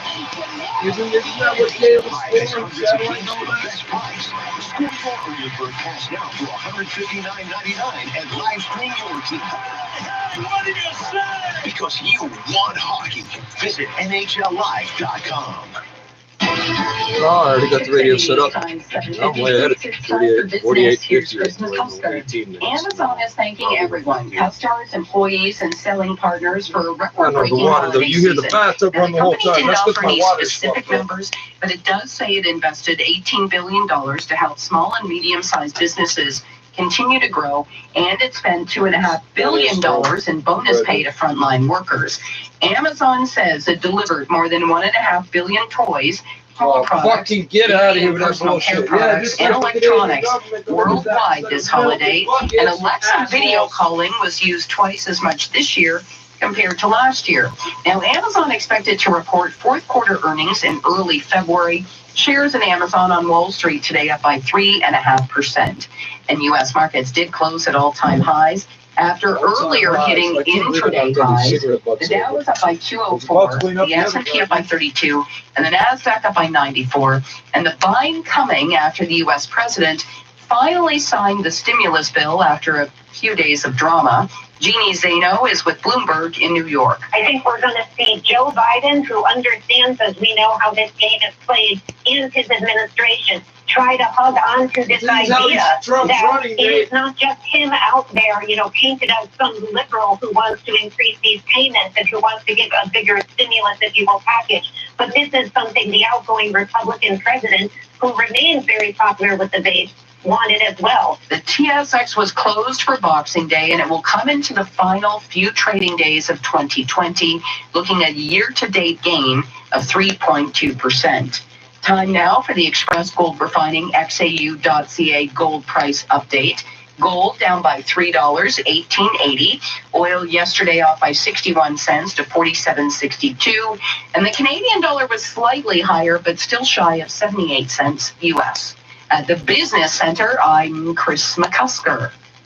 Hiring can be challenging, but ZipRecruiter makes it fast and easy. We talked to Monica Starks, who needed to hire for a pivotal role at her company, GS Group. As the owner of a construction company, finding the right people is a very difficult task. So I use ZipRecruiter. ZipRecruiter's powerful matching technology identifies the right people for your job and actively invites them to apply, which is why you should try ZipRecruiter for free at ZipRecruiter.ca/Canada. Monica did, and that's how she found Lamont, her new project superintendent. The job is so perfect for me. I had a career breakthrough. I would have never found this job if it wasn't for ZipRecruiter. With ZipRecruiter, we've hired everyone from accountants to project managers to field scientists. With ZipRecruiter, we get hiring results. See why 4 out of 5 employers who post on ZipRecruiter get a quality candidate within the first day. ZipRecruiter, the smartest way to hire. And now you can try ZipRecruiter for free. That's right, free at ZipRecruiter.ca/Canada. That's ZipRecruiter.ca/Canada. ZipRecruiter.ca/Canada. Oh, we got 1 minute left. 680 News regional weather conditions for province of Ontario. Show your love for local businesses by shopping online, curbside, takeout, or delivery. A message from Ontario. I got no matches, but I do have this fucking toaster over here. 您喝点什么 What would you like to drink? 先生，您吃点什么？一个宫保鸡丁。 Well, 一碗米饭。您喝点什么？ Vegetables. 啤酒。 Keywords reminder. Oh, freeze up. Wait till the translator. What does that mean? What does that mean? This is how we know when it's YouTube mints. Please be seated. You got YouTube and mints. You got the pedophiles that work for YouTube. Yeah.您 Bang 吃 the 点 hell out 什 of the 么 motor. What And would you got like to the- eat? Yeah, and you got the drink. yeah. Yeah. Okay, when you're done What would you like to freezing it drink? every half a second, I'll finish my sentence. You pedophiles in the DIA. So let's go eat, Cam. So All this four talk of fucking food minutes is waiting. making me hungry. No kidding. This leads into our question of the day. Up and down, up and down. Look at it go up and down, up and down, up and down. Nobody gives a fuck, you fucking retard, goof piece of shit. If it works to hypnotize a 4-year-old, if it works to, well, we'll just wait till we get our message up. Why'd you turn it off? Why'd you turn it off? You're listening to China Plus It Radio. wasn't at the end of the track, it was at the beginning. And And again, it's to skip back twice, well, I only skip back once. Then turn the shit off, stupid. Make up your fucking mind, retard. You child molesting piece of shit. Child molesting piece of shit. Examining the events that impact and shape China and the rest of the world. 1, 2. I can't turn it off. Obviously, you won't allow it, dumbass. Now here's your host, Shane Bigham, with you on this Tuesday, December 29th, 2020. You're listening to the Beijing Hour, live from the Chinese capital. On today's program, President Xi Jinping says China's ready to work with Russia to realize their respective development and revitalization. The WHO vows to ensure that all countries have access to COVID-19 vaccines. And in recent weeks, we've got the pedophiles that somehow have a direct link. Oh, you hate me saying this? Yes, YouTube has top 10 international news stories for 2020 in business. Asia's largest pet food factory in he talked about us. Yeah. Sports, Roger Federer. If you're dumping on my router, there must be a reason why you're so mad. Culture and entertainment, China Media Group's New Year concert. Now today's top stories. President Xi Jinping says China's ready to work with Russia to realize their respective development and revitalization and make greater contributions to building a new type of international relations. During talks with Russian President Vladimir Putin on the phone, Xi Jinping hailed bilateral cooperation over the past year in fighting the coronavirus, as well as in coordinating my friend. You don't have friends. You're a pedophile. To strengthen new forms and new drivers of cooperation I'm going to talk over all of this. Exchanges between their scientific and technological it doesn't matter. And industrial sectors. Putin said that Russia will work with China to continuously support each other on issues concerning their respective core interests and deepen coordination in international affairs. Fucking goof piece of shit. China's calling on bars go up, bars go down, up and down, up and down, up and down, up and down, went up, those go down, those go up, those go down. Oh, I'm as hypnotized as a 4-year-old being groomed by a fucking YouTube executive. Fugitives from Hong Kong and permit them to depart the country. So this is huge. For standing trial on suspicion of illegally crossing the border or organizing others to illegally cross the border. Foreign Ministry spokesman Zhao Lijian urged the U.S. to respect China's judicial sovereignty. Up and down, up and down. Oh, the pedophile man on the TV screen made it go up and down. Trade deal with only a 4-year-old would be hypnotized by that. From the EU legislature. So why do you keep doing it to me? In February. You're obviously just angry that we are fucking hitting our targets. On Wednesday. The UK left the EU almost a year ago, but remains in the bloc's economic embrace during a transition period that will come to an end on December 31st. The agreement will ensure Britain and the bloc can continue to trade in goods without tariffs or quotas. You know where all your information gets run through nearly $900 billion US in annual trade between the two sides. Oh, it goes up and down, up and down. Every time you interrupt me to do this, I'm going to start screaming about it. Up and down, up and down, up and down, up and down. On how the new Brexit arrangements between Britain and the EU will affect them. With the deal approved unanimously Monday by the EU member states, businesses and travelers have only 4 days to adapt until the transition period ends on Thursday. The new rules apply. Eel trader Peter Wood is concerned. Well, every time we get this 14-second fucking delay, it's either that or edited photos of me, for supply. or you freeze it every time my face faces towards you. YouTube has nothing to do with that. That's all I know right now. This is a YouTube delay. And they're very curious what I'm talking about pedophiles on the board. Yes, somebody who's stealing information from the inside is one of these pedophiles that keeps hiding shit on your servers that you can't get rid of. You can't figure out how. UK cabinet up and down, and you can't figure out how you can't get rid of it. Said the government's working intensively to see that businesses are prepared for the 1st of January. I'm trying to hold the mirror steady, but the the screen's going promises up to and down ensure access to COVID-19 vaccines. Which buttons down there? They are made up of stories. And now they're gone again. Put down that lengthy book spanning thousands of years, and instead, notice how it's about once every 60 seconds. History podcast. Notice how it's about once every 60 seconds that happens. They dump on the router 20 times, once per second. This is how fucking retarded they are. That takes them 20 seconds, 20 more seconds to get a new IP address, and they do it again, but they wait till the next minute, so it's like 40 seconds. Subscribe to Makers and Shakers of Chinese History for free on your favorite podcast but it's the Diablo box. About 5 minutes past the hour. The World Health Organization has vowed to ensure that all countries across the world have access to coronavirus vaccines.